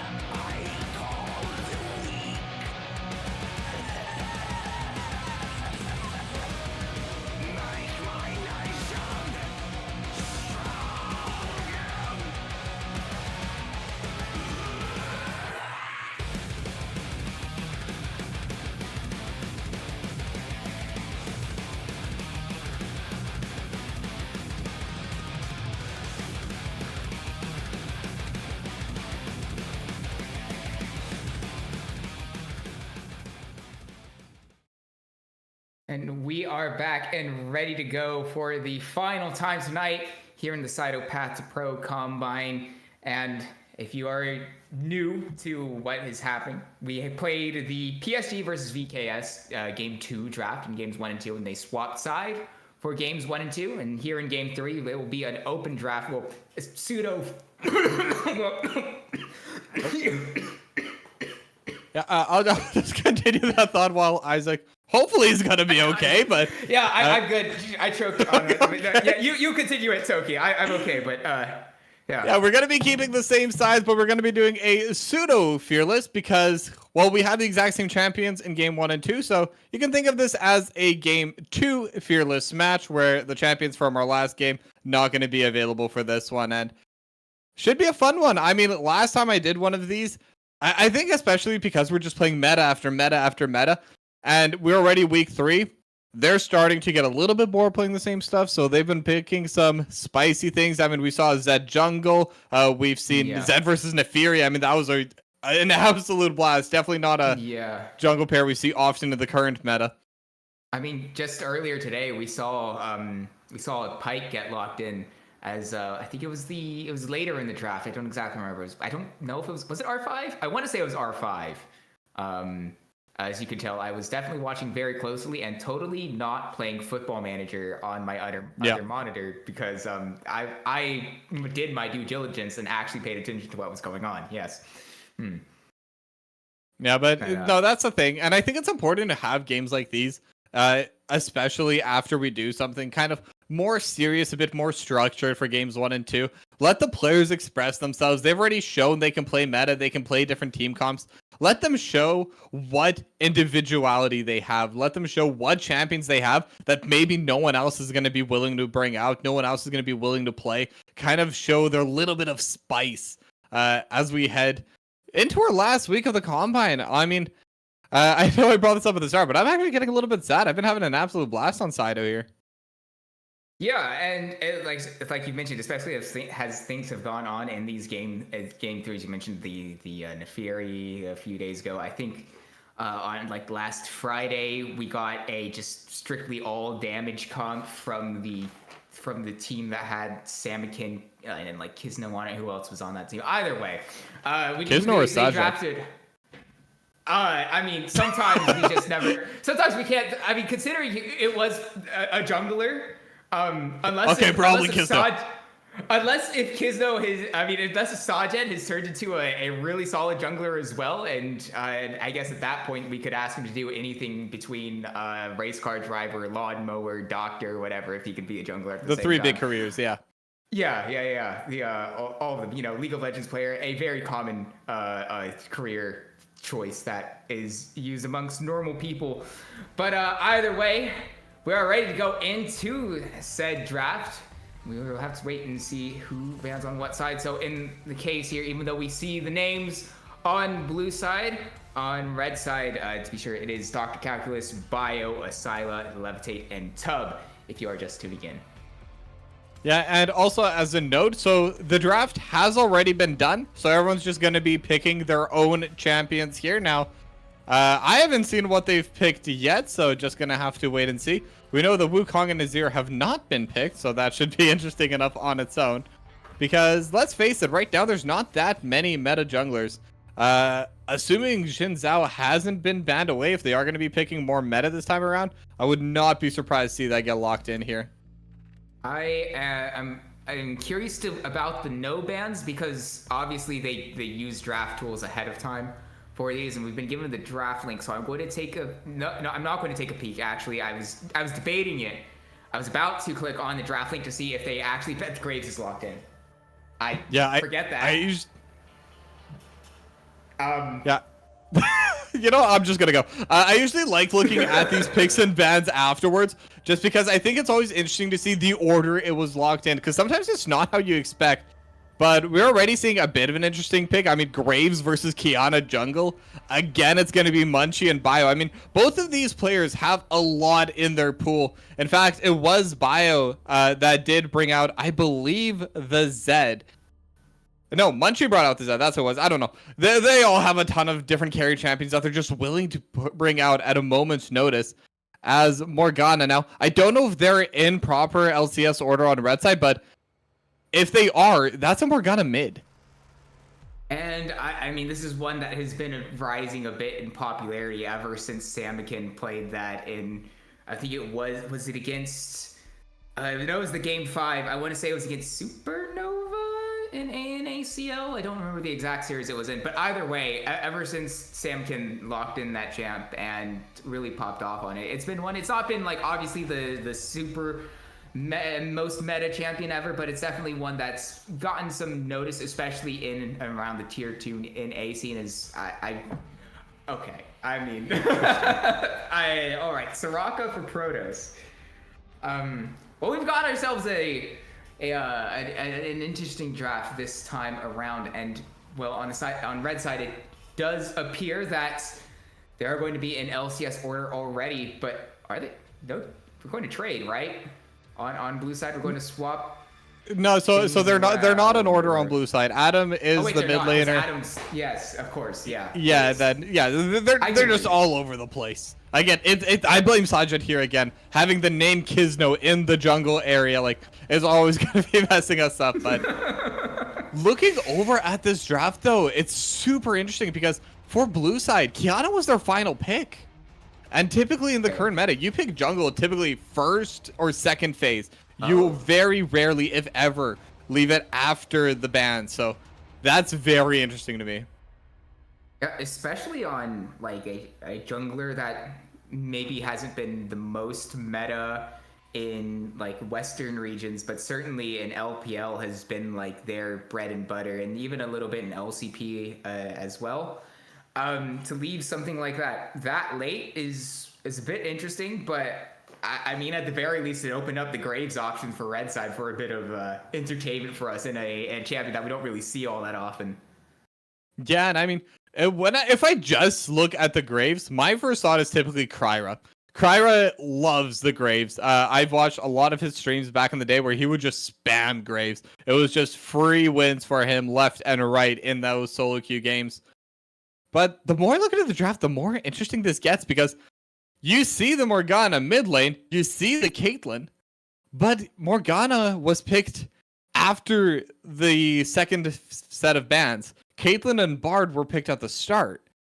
So this was never kind of used as that bait play. Maybe they didn't like the matchup and wanted to move the Morgana mid. No, this was always going to be the Morgana mid lane. Now, it is very annoying to play into. I've had the privilege of doing that before as well, where you just throw the W onto the ground and you just clear the wave. And there's just nothing anyone can do about it. You're just you throw down, you leave. You're basically in a Nivea that uses a third of the mana in order to do the exact same thing. And then teamfight prowess is so high for Morgana. And they do have the single best tank in the game, Sion, on red side right now. So going to be really interesting to see what they're going to be able to bring out with this. Yeah, and especially with how relatively low range the blue side draft is, that Morgana ult could definitely throw a wrench into the works of blue side's draft. Because if they opt to go in, this Yidard has to get relatively close. Kiana obviously has to dive into the backline, and if Morgana just presses R, if you can burst a target down with that amount of time and get out, obviously no harm, no foul if you're blue side, but I feel like those opportunities generally are fewer and far between. Yeah, and then on top of that, the Morgana is also going to kind of help you track the Kiana as well in those fights, because we do see pretty often Kiana's going to jump in, do a mini combo, not the full combo, and then turn invisible while waiting for the cooldowns. But if she was in range of Morgana's ultimate, that's still going to be chained onto her. They'll know where the Kiana is. And that's actually going to help quite a bit in those team fights because they have so many stuns that can follow up on that. Sion can follow up on it. Bard, even Caitlyn just laying down traps. It's going to be so annoying for Munchie to try and navigate through them. It's going to make playing this Kiana a lot harder. You're definitely going to need to be a little bit creative with the angles of attack there. But at the same time, they do have the Soraka. So as long as they don't get burst down in one shot, which I think is what the red side's going to try to do, Team A is going to try to do, they are going to have a ton of sustain on blue side. And if we look at just their consistent damage, they have the Yunara, they have the Rise, even the Cassante, especially once going all out, brings out so much consistent DPS. So I guess that's going to be my analysis for this. I think especially in team fights, red side either needs to deal a decisive blow in the first few seconds of a team fight, or blue side's going to be able to turn it around. I think if there is one thing that red side definitely can utilize if these fights do go on a little bit longer is maybe that if like Soraka is, now that I say that, sometimes you say some ideas pop into your mind. I feel like what originally happened would be if Protoss goes up way too far and is killed relatively quickly, then maybe the extra range of the Caitlyn can come through, but there aren't exactly a lot of easy tools available to red side to be able to find Protoss who should not be near the front at all. Yeah, and that's the thing. I think if there's ever a situation where Protoss is there, analysis doesn't really matter when you just get caught out and die. You know, like doesn't matter who has the stronger team comp. It doesn't matter who has more gold. If you're just out of position, you're just out of position, and that's the way it is. But okay, we'll get the recall just at the end. Oh right, yeah. But it was just one of those things where like sometimes the mind runs a little bit faster than the mouth, and you move on. But we are now loaded onto the Rift here for the final time tonight, and hopefully, because Team B decided to throw us a curveball and put Sajed, definitely not Kizno, in the jungle location. It is not going to be that. We'll hopefully get the correct order of things coming through. Before we get to that, it does look like an aggressive move from Team B to be able to move down. Bio is here in and around the jungle, and straight away, I mean, the jungler of Team B's quite low. Munchie will eventually heal back up, taking that camp, and Bio is put slightly behind as a result. Yeah, but interestingly enough, so yes, they stole the first camp, but they do take a lot of damage in that play. But what is really sticking out to me right now is the lane swap coming through. It is going to be Sajed going in the 1v1 in the top lane versus the Scion versus Dr. Calculus. So I'm guessing this is just to kind of dodge out on the Caitlyn lane. It is pretty hard as an AD carry, especially as a Yunara, to farm into that extreme range. And Levitate went full aggro here. It is going to be Ghost and Flash as the two summoners for Levitate. So lot of reach, lots of range, and lots of follow-up too. If Levitate or Tub are able to get a solid amount of burst beforehand. And with that, they do have a solid weak side too. Decoy's going to be able to farm this up quite safely, especially with the Pocket Soraka. Yeah, he'll be able to be quite safe in this farming. Actually, they'll find the slow onto Levitate. The heal's used to be able to get the extra move speed and gets the Ghost response out of the Caitlyn. Yeah, I mean, you'll definitely take that, but there is an invade happening at the same time, but Decoy just being such a threat. Yeah, it's taking Levitate down quite low, but as you mentioned, there's an invade coming through. Bio will successfully take away the red buff of Munchie. Remembering the names, sometimes it's a bit harder to come down with the names when they're not exactly displayed as is, but we move. But yeah, importantly, Bio does manage to find that. The binding finds its way down onto Adam. A few auto attacks are all that's needed. Adam left at probably sub 10 HP, but it's not quite enough from Asila to be able to find the kill. Yeah, holding on to the Flash too. I mean, gotta respect that. Understands he has already gone out to safety. Should be okay to just reset as Munchie looking.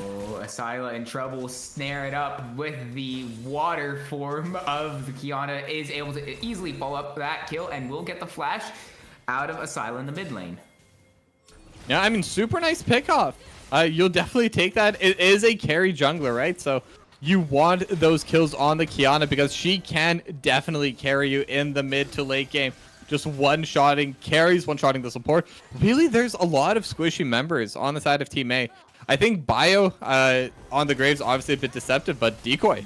But a dive coming through, trying to find its way onto Decoy, who has to flash away. The Ignite is dropping, won't quite find the lethal onto Decoy, but a few auto attacks are surely all that's needed, but Levitate won't quite find the mark just yet. The stun drops, but Decoy is okay for now. But here comes Bio trying to find the kill. Surely not just yet. I mean, at some point, it has to go down for sure. But in the whole while in the mid lane, the binding finds its way.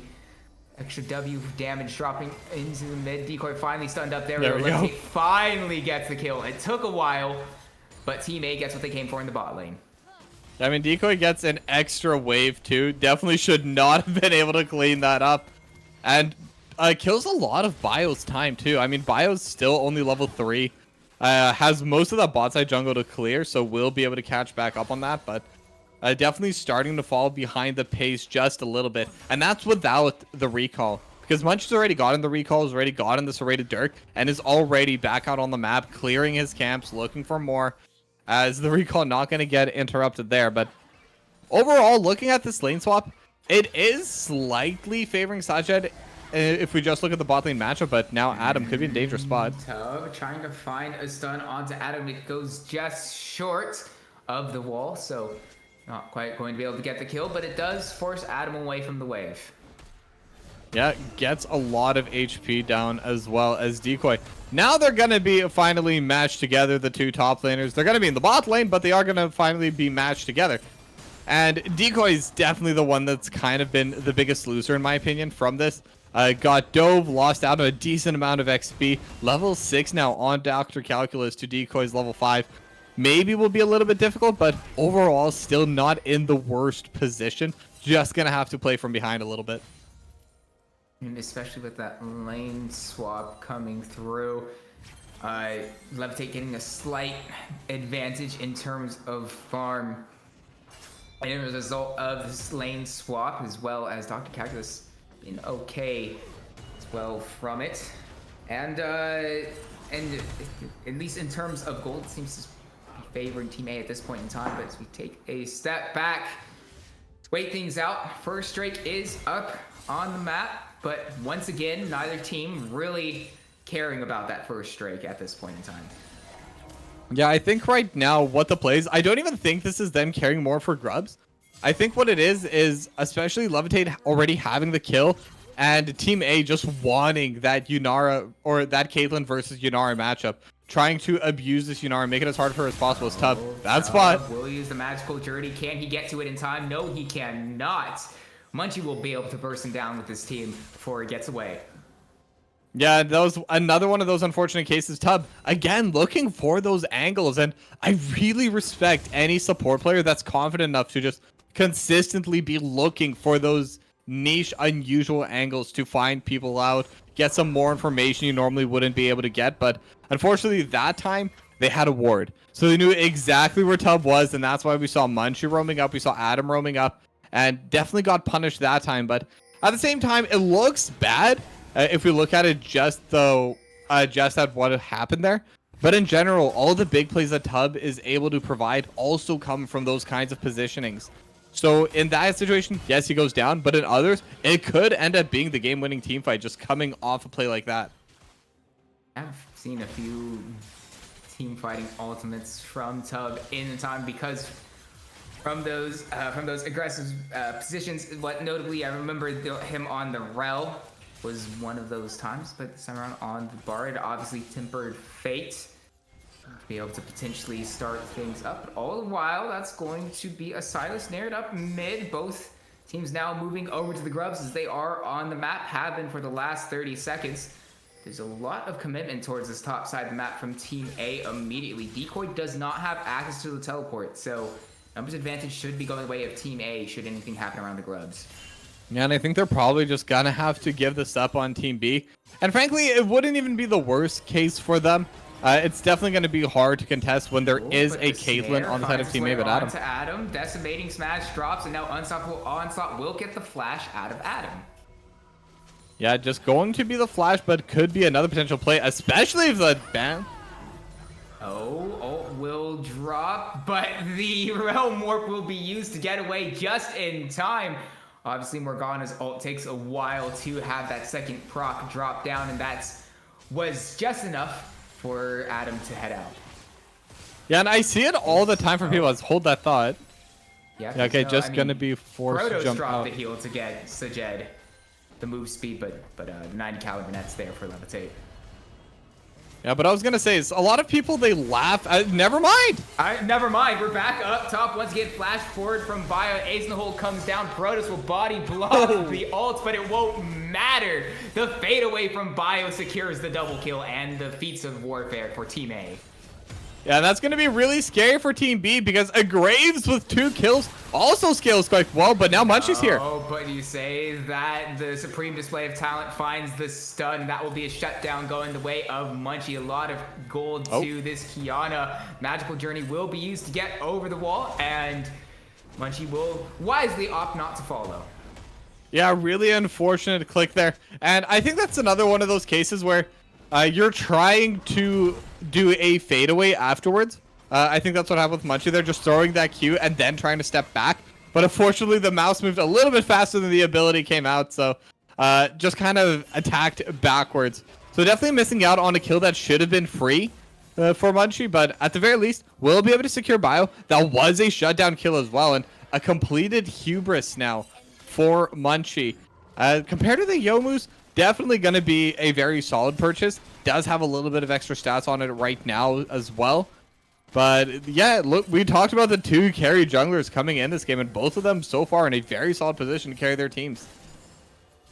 Yeah, and it's perfect timing on that hubris finish as well for Munchie to be able to come through, get that stacking up a little bit. We'll have the extra damage available on it. So, and I think in terms of items, hubris is probably one of the more aptly named items in the game in terms of what it does. But it is definitely, it is a fun first item to get. It's one that can definitely start to run away with the game, but it is a little bit more a little bit more of a dangerous choice from Munchie. Yeah, definitely. But at the same time, the base stats are quite good. It fits Munchie's playstyle really well, and it fits the playstyle you want out of your Kianas. So it does enable just flat out aggression. And we're even seeing right now, a Supreme Display of Talent is back up. So now Munchie's just going to be looking for a potential gank in the mid lane. And all the while, I mean, classic Scion stuff happening up there up top.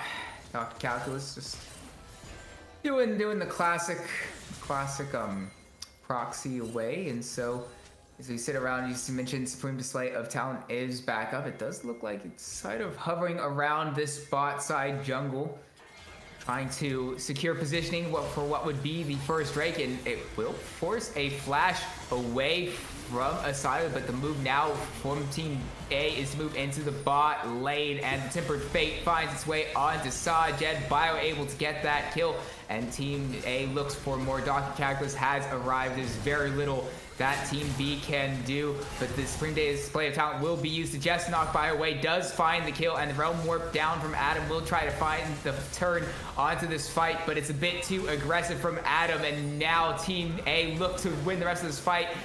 Levitate does his absolute best to buy as much time, and does in fact get the rest of Team A to arrive and find an ace in the bot lane. Really, really well played by Levitate, especially in that fight. I mean, we can talk about Munchie's kill, we can talk about Bio with that initial gank, Dr. Calculus as well, but Levitate was in such a bad spot near the end of that fight. The rest of the support wasn't there yet. Adam was already in such a strong position.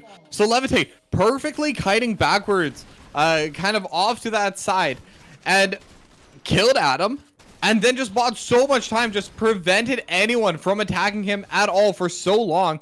He does go down in the end, but it basically means there's no chance of escape from anyone there on Team B. They're just all forced to just sit down and die.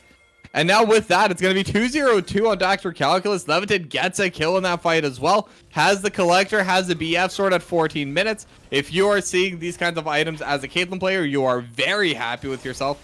And another play could be happening in the mid lane here.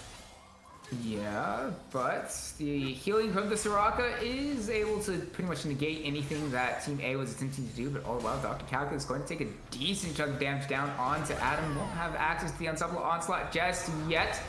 Nothing else will come from that, but now the move is to the top lane. Decoy is in the eyes of Team AB. They look to take him down, and Bio gets his 4th kill of the game off of it. Yeah, and they're just once again playing so aggressively, playing so fast. Bio and Tub, they did this in the game flash 2. of Dr. Calculus? Oh, I mean, it was a valiant effort. Tries to find the kill. The wish will have to come down to ensure that Adam is okay. But now the screen display set of talent finds its way onto 2. Bio not long for this road. The flash fall from Sajed gets the mark, finds the kill, and now Asilo's within the eyes of Team B's ADC. Sajed with the double kill, looking for Levitate. 1 auto attack, 2, 3. Is it enough? 4 is. That's a triple kill for Sajed.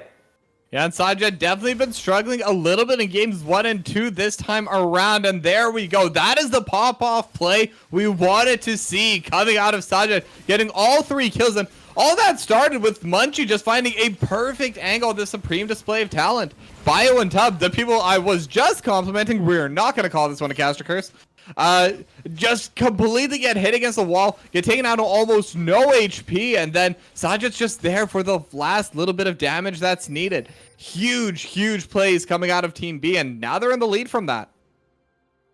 Yeah, it's been a roller coaster of a game, and well, set in general. Ooh, Adam? But it's a big moment. Snare. I mean, you say Adam, but I mean, Tubbs really the only one down here. It's just auto attacking away onto this rise. I mean, he does have the electrocute option for the Bard, so it's a little bit more damage, but surprisingly kind of even into the enemy mid laner. Yeah, I mean, I'm looking at the items that Tub has gone. Deadman's played the completed support combat there as well. I forget what that one's called, but it gives a lot of extra damage after a spell. The damage from the Morgana isn't quite enough to burn down Protoss' supreme display of talent. Locks up Protoss, but it's not enough damage. I'm not Protoss of Tub. It's not enough to find the kill either way. Regardless, Night Support is dead, but now Levitate is caught out by Munchie, who dashes forward, finds that kill.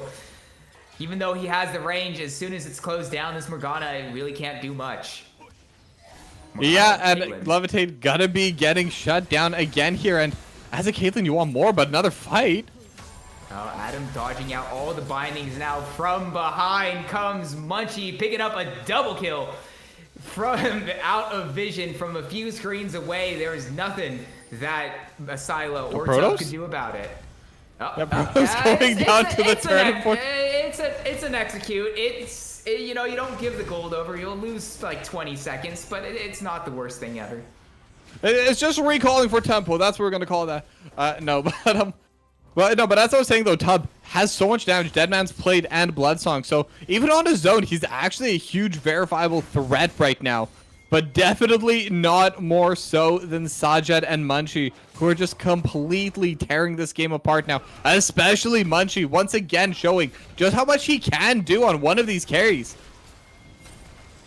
And now Decoy is the target, but Munchie has arrived to find the Burst Supreme display. The talent finds its way onto Dr. Calculus, but this Scion is very tanky. Takes basically no damage from Munchie, and he's able to get out for now. Bio will summon up the Rift Herald in the mid lane. Finally, Munchie finds the kill, and I see why he summoned up the Rift Herald. He's going to use it to hightail it out of there.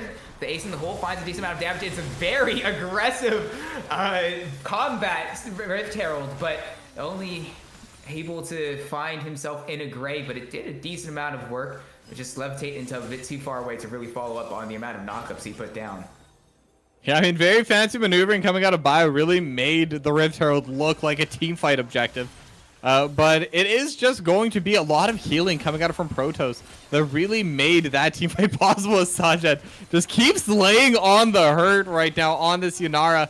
And like I was saying, a big part of the Protoss made sure that Munchie was healthy, made sure Adam was healthy, made sure Sajed was healthy. And Bio got them really low with the Herald, but they just weren't able to follow up. Oh, wait. Okay, I mean, Sajed is a bit caught out, but he will be able to trade back the kill before going down, but the shutdown finds its way onto Levitate. Yeah, but they send 4 to make this play happen. And Dr. Calculus, immediately after TPing in, has to recall back home to try and match us. Bio. Uh-oh, Bio flashing away from the Supreme Display of Talent really won't matter at all, as Munchie does so much damage at this point in time. 10, 1, and 3 on the Kiana. Yeah, and I mean, they are trying to overload a side on Team A, but Whenever you overload that side, you have to play passive on the opposite side. If you're alone there as Bio, you have to either have forward vision so you know you can take those camps, or you just have to accept that those aren't yours. And especially when you have all 4 members up there, you're looking for the dive, you're looking for the tier 1. He has camps in the top side. I'm guessing he just wanted to be in position to play tempo on the dragon, but if your team's not there, you're not contesting that dragon anyway. You're not getting vision on that dragon anyway. Just let it go for now. If the enemy team wants to go for it, you don't really have a choice but to let them. You're the team that's behind. If you're overloading a side, you have to accept that you're playing only on that side of the map, and you got to give up everything else. In terms of objectives, I should mention that Drake is still on the table, so they haven't lost it all too much. Deathbush not quite working out for Team A as Team B now move successfully into the river to be able to secure positioning on this Drake, but all the while, Adam's left alone in the top lane. We'll get that top lane tier 1. And that was much again in a little bit of trouble, but there's a lot of mobility on this Kiana to be able to get out, and it's just a bit of a jockeying for position back and forth here, but the Drake finally started up by Team A. Not really going to hard commit to it, but it's down to 2.5k HP. It's burned straight away. I mean, we didn't really get to see much of that health bar, and neither did Team B before it went down. They'll just give up that first Drake, and honestly, just the one Drake at 21 minutes, it's a little bit wild to be saying. Yeah, and I think that's why Team B didn't feel like contesting it. Dr. Calculus, it's been an odd thing to see, but finally the response from Tub comes through. It will be the shutdown, but onto the Bard. Yeah, but as I was gonna say, top lane aside, that's why they were okay giving it, because they know that if they have 4 towards the bot side and Adam's pushing the top side, they give up the dragon, sure, but it's 21 minutes first Drake of the game. You don't really care. At this point, if Team A's getting soul, you have done a lot wrong in this mid to late game. So Team B not really planning for that contingency. Instead, they know they can potentially get that tier 2 in the top lane. And that is where I will criticize Adam a little bit. I think 1 or 2 more autos could have been able to take it. Didn't need to go for the kill under Dr. Calculus. I think taking that turret might have been a little bit more worthwhile, though. Again, there's always that possibility of wanting to go for that little bit more. Maybe you thought you could take Dr. Calculus and then return. But obviously, it is still a Scion. It will take a long time to take him down. The Unending Despair going to be providing a little bit of magic resist there as well. So it's never going to be a quick kill. You always have to be ready that someone else is going to follow up afterwards. Now, overall, it's still a good trade because they sent so many people to take care of Adam after Dr. Calculus went down. It was just a free autocon for Team B. So no matter what's happening on the map, they're still just consistently trading up. And if they keep playing this tempo, if they keep trading up like this, eventually they should be able to just walk right over Team A, especially with Levitate starting to fall behind on the Caitlyn. Yeah, and especially as they are about 5.5k gold up over Team A at this point in time. Bio might be caught by decoy, but just slowed. Will be able to get out for now. But as you mentioned, I mean, Team B's still every single time they move anywhere, it seems to be there finding a win. But there is no current objective on the map, so we cast our eyes ahead for the next 2 minutes. Of course, as I say that, Dr. Calculus and the Zipper Fate come through, not quite finding anyone, but Sajed is isolated for a little bit of time, taking down to half HP, but he is going to be able to get out as the Wish drops down. This Yunara survives so much, but will it be long enough? Bio gets the fadeaway kill on the Graves. No more ADC left for Team B, and now the stun from the Bard finds multiple members, and Bio and Asyla live, and now Levitate's free firing from range, gets 1 more kill. This Kisante's not long for the world. Bio will be able to claim that one down, so 3 kills for nothing go the way of Team A after all of that.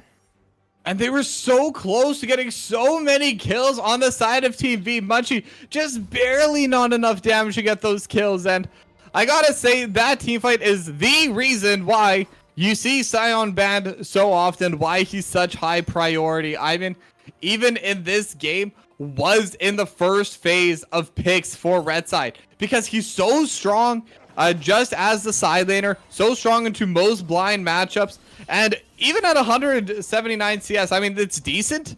But you look at a lot of the CS numbers across the map here. I mean, Adam's at 240, Sajid at 250, Levitate 230. Doesn't matter. He's just going to be able to take up the entire team, the entire fight, and not be worried about it at all. Basically made Sajid completely irrelevant that entire fight. And when it's just Adam trying to get that DPS out, as well as Munchie, it's just not enough because the range advantage that Levitate Tub and Azila have is just too much. Uh-oh, Munchie's in trouble. So much CC comes out, and there's enough burst from Team A to find the enemy jungler. And so another fight going the way of Team A. No smite available for Team B, so the move now is on to the Baron, but there's still a decent amount of damage available to Team B to be able to try to contest, and Protoss is allowed to be able to heal them back up. Does take a decent chunk of damage. Now, the option for Team A is to collapse down onto the Cassante.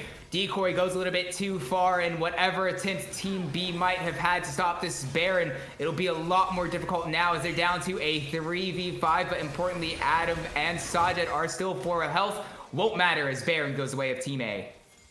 And just like that, it was that first team fight building into the second one, and all of those have been around. Dr. Calculus just finding the picks, finding the angles, finding the positioning to keep his entire team alive, safe, while also threatening the enemy team. I mean, I gotta say, Dr. Calculus has played the Scion to perfection so far in this mid to late game, as we are going to have a pause. Again, most likely going to be a timeout. I'm assuming it's from Team B, but again, we don't actually know for sure. And now we have a game on our hands. This was very one-sided, but it's definitely very close now. I mean, just 3 or 4 minutes ago, it was about a 5k gold advantage to Team B. So I feel like if there was a pause, there is a pause. But if there was a Team 2 call for this pause, it would be more than likely Surenfire on Team B. Just trying to slow things down, try to get the mental states of Team B back in the spots where they know how to find these fights, be able to know that they have to be the ones to be able to find these picks, especially with the likes of Munchie and how much damage he does have available to him, even with all the stacks of that hubris going away. Yeah, and it's going to be very difficult for them too, because right now you're looking at Dr. Calculus and you're thinking, who's going to be the one to take out this massive tank frontliner that we have? And your first thought obviously going to be Sajid. But he doesn't have armor pen yet. And with his build right now, he's not going to have it till 4th item. So the Bork is definitely going to help. Phantom Dancer as well, having that extra attack speed. It all helps. It all adds up. But until you have that extra armor penetration, even with the Infinity Edge, it's still going to take you forever to put even any kind of threat at all onto this Scion, as the pause is going to be resuming in momentarily. You could rely a little bit on Adam as well, but again, it's a rise. It takes a little bit of time for that damage to come through. Eventually, yes, he will have enough to take out Dr. Calculus, especially since he has been primarily just stacking on that armor. But it's still a Zhonya's, it's still a Seraph's. It's not those big damage items yet. Once Adam gets that 3rd and 4th, or that 4th and 5th item complete, then we can start looking at just completely threatening on a Dr. Calculus. But until then, he's just going to be running the map. And, I mean, Dr. Calculus, we've seen how tanky he has gotten and how much he's been disrupting the play of Team B in a few of those fights. These unstoppable onslaughts, he sends it right into the middle of everybody and then just doesn't care. If we take a step back, the Drake has spawned up, but I honestly, at this point in the game, I really doubt that there's going to be any sort of high priority on it, as we've only had one taken in the first 26 minutes. Yeah, and I don't think with the current vision, with the current state of the game period, that Team B could even contest this, even if they wanted to. Because one thing they are definitely lacking on their team comp is engage. Their only real means of starting a fight is Decoy coming in on a flank, or potentially Munchie just finding a big group of people in that supreme display of talent. And we have seen him find that, to his credit, but it's definitely not consistent. And we talk about ease of execution. It is not easy to execute. It requires a lot to go right. So because of that, they definitely just can't take those big head-on team fights. Instead, they're going to be looking to do stuff like this. Just try and poke out Levitate, try and bully them off of waves, and then eventually find someone that they can pick off. Yeah, but with the extra Baron push available to Team A and the amount of range that Levitate has specifically and the amount that they can really just move away, Team A aren't really any concern about really engaging these fights. And now the Munchie could be in a little bit of trouble on the wrong side of the map. Obviously, Kiana is pretty slippery, so he's all right for now, but Munchie still up at the worst possible time. It does look like Munchie's probably going to be deleted in the next few seconds. And whoa, hold on, double kill going the way of Adam. I mean, I can fill in the blank. No, I mean, we missed quite a bit. Either way, 2 kills go the way of Team B, despite how things have gone for them so far. They will be able to pick something up, but the ult from the Caitlyn from range finds the kill, and now Levitate gets yet another 2. Sajed slowed up so much it looked for a moment like Team B might have found a way back into this one, but it's not going their way. Adam's the only one left alive, and he's on the wrong side of the map as the bot lane gets shoved in even further. I mean, they could look for potentially more, but with Munchie spawning back out, they decided they're just going to back away instead. And again, that was just another example. I'm not sure what happened between those plays, so I'm not even going to bother trying to explain because, I mean, it's anyone's guess at this point. But Dr. Calculus just standing there tanking the damage from Sajed, and at the same time, you see Decoy trying to tank the damage coming out from primarily Levitate. And it's not even close. Decoy is a decently solid tank here too, has 2 items, Randuin's and Iceborne Gauntlet, has a lot of that armor, Chain Vest as well, and it is not even close to the amount of damage that Dr. Calculus can tank. Now, obviously, the 3-level difference is going to help, just the overall fact that he does have the bonus armor coming through and the passive from those Feats of Strength on his boost has those tier 3 plated steel caps. It does add a lot, but not to the amount of the difference that we see. I mean, I know I'm kind of talking about this a lot, but I genuinely think Sion's a little bit over-tuned right now. Just, it's impossible to punish unless you're able to shut down his early game, but he has a decent early game at the same time. Yeah, and Dr. Calculus has definitely used it to its fullest so far. Been quite alright, but as the Baron has now finally expired on the side of Team A, we're at a point once again where we just kind of wait around for the next big play to happen. Luckily for Team A in that last push, they did manage to open up the bot lane inhibitor, so when hold on, Spring Display of Talent just finds a straggling Syla, so a nice little pick for the Kiana. Again, a little bit more AD. But again, there's nothing on the map for the next minute and a quarter, so we'll just kind of have to sit and wait for that to come through. And as I mentioned, the bot lane inhibitor being down means that this Baron will be a bit harder for Team B to respond to. Yeah, definitely. But even finding these small pickoffs, it's so good for Team B at this point. And it's strange that we're even saying that because they were so far ahead. The game was completely in their control up until just one team fight going the way of Team A. But eventually, if Munchie's able to find that onto someone else when an objective is up, that will completely change the scope of the game once again. And now we are seeing Sajed does have the complete Infinity Edge and has the Last Whisper now. So Dr. Calculus, still going to be very tanky, don't get me wrong, but is not going to be able to just stand there as long as he wants. There will be significant DPS coming out of this Yunara. And maybe that's kind of the angle that Team B could look through. Because the slower they play right now, the more they'll be able to scale up on this Yunara. And if we look at all 10 members in this game, Yunara is going to be the hardest carry in the game.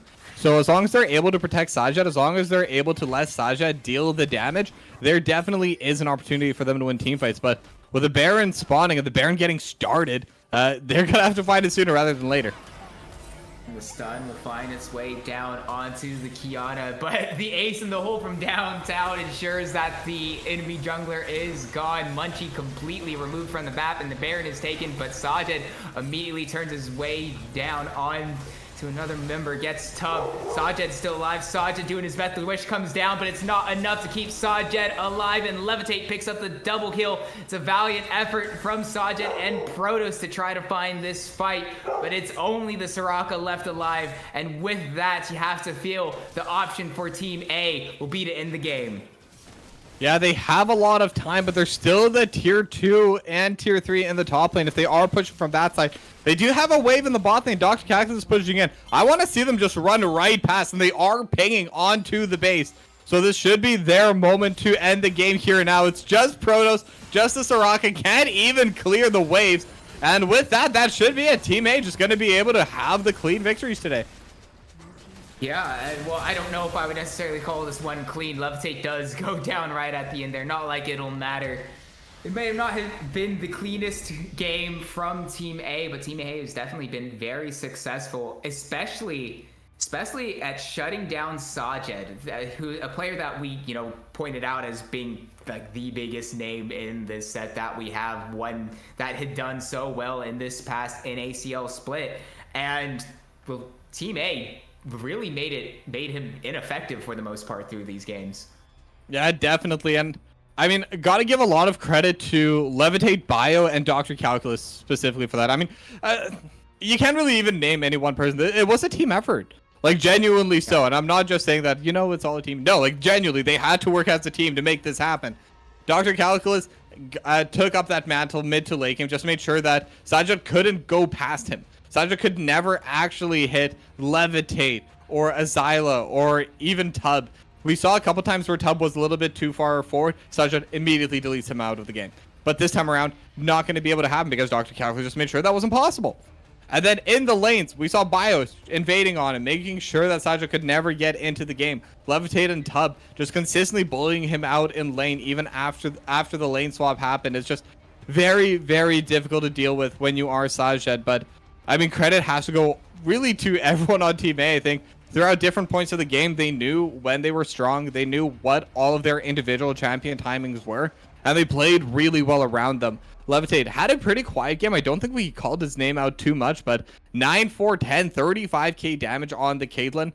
I mean, that's a really, really solid performance. In those team fights, once Saja was zoned off, Levitate just completely free DPS, was able to get the damage done, partnered up really well with Azila, especially at the end there, to take out Munchie, who, again, I do want to bring up Munchie. 12, 4, and 5 on the losing team as a Kiana. And this is a Kiana in organized play at a decently high level. This is not a champion that's very easy to bring out.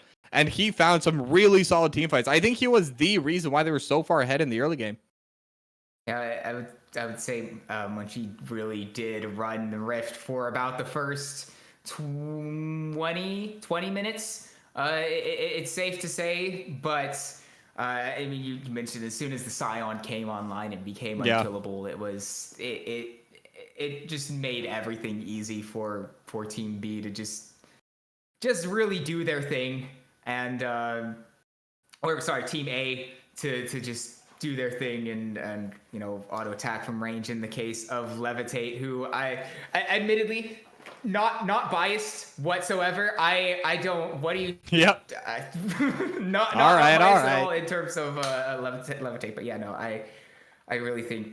Yeah, also, especially in that earlier fight at around, what is it, like 7 or 8 minutes, where he just kept dodging out every ability in that little alcove. And, even though he did eventually go down, it bought so much time for the rest of his team to arrive for them to be able to find that fight and kind of slow down that early advantage that Team B was finding for themselves. So, yeah, really good job from Levitate. Yeah, and I mean, I think overall, this was a pretty solid set. I mean, we saw the original first 2 games there where it was just going to be the Worlds draft. Both teams did play their drafts quite well, and especially, I gotta say, whoever had the Rumble just had so much priority in these fights. So I wonder if that's going to be a theme to come as well for this coming week. But I think with that, we're about ready to close out. But one thing I do want to bring out before Isaac does close us out here is just as a reminder, tomorrow we are not going to be having our 1 p.m. PST block. We are still going to be running the 5 p.m. one. So if you don't see us online early, do not panic. We will be on later. Yeah, and well, we do hope to see you then. But for now, thank you for tuning in. I've been Isaac. Alongside me has been Toki B.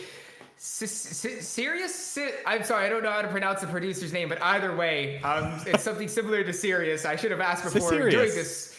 Before doing this, this closeout. Whatever. Really, thank yous to you for being able to bring us to be able to view this for you, and to everyone at Saito and Blue Otter for organizing this event. That'll be it from us tonight. Thank you once again for tuning in. We'll hope to see you tomorrow at 5 p.m.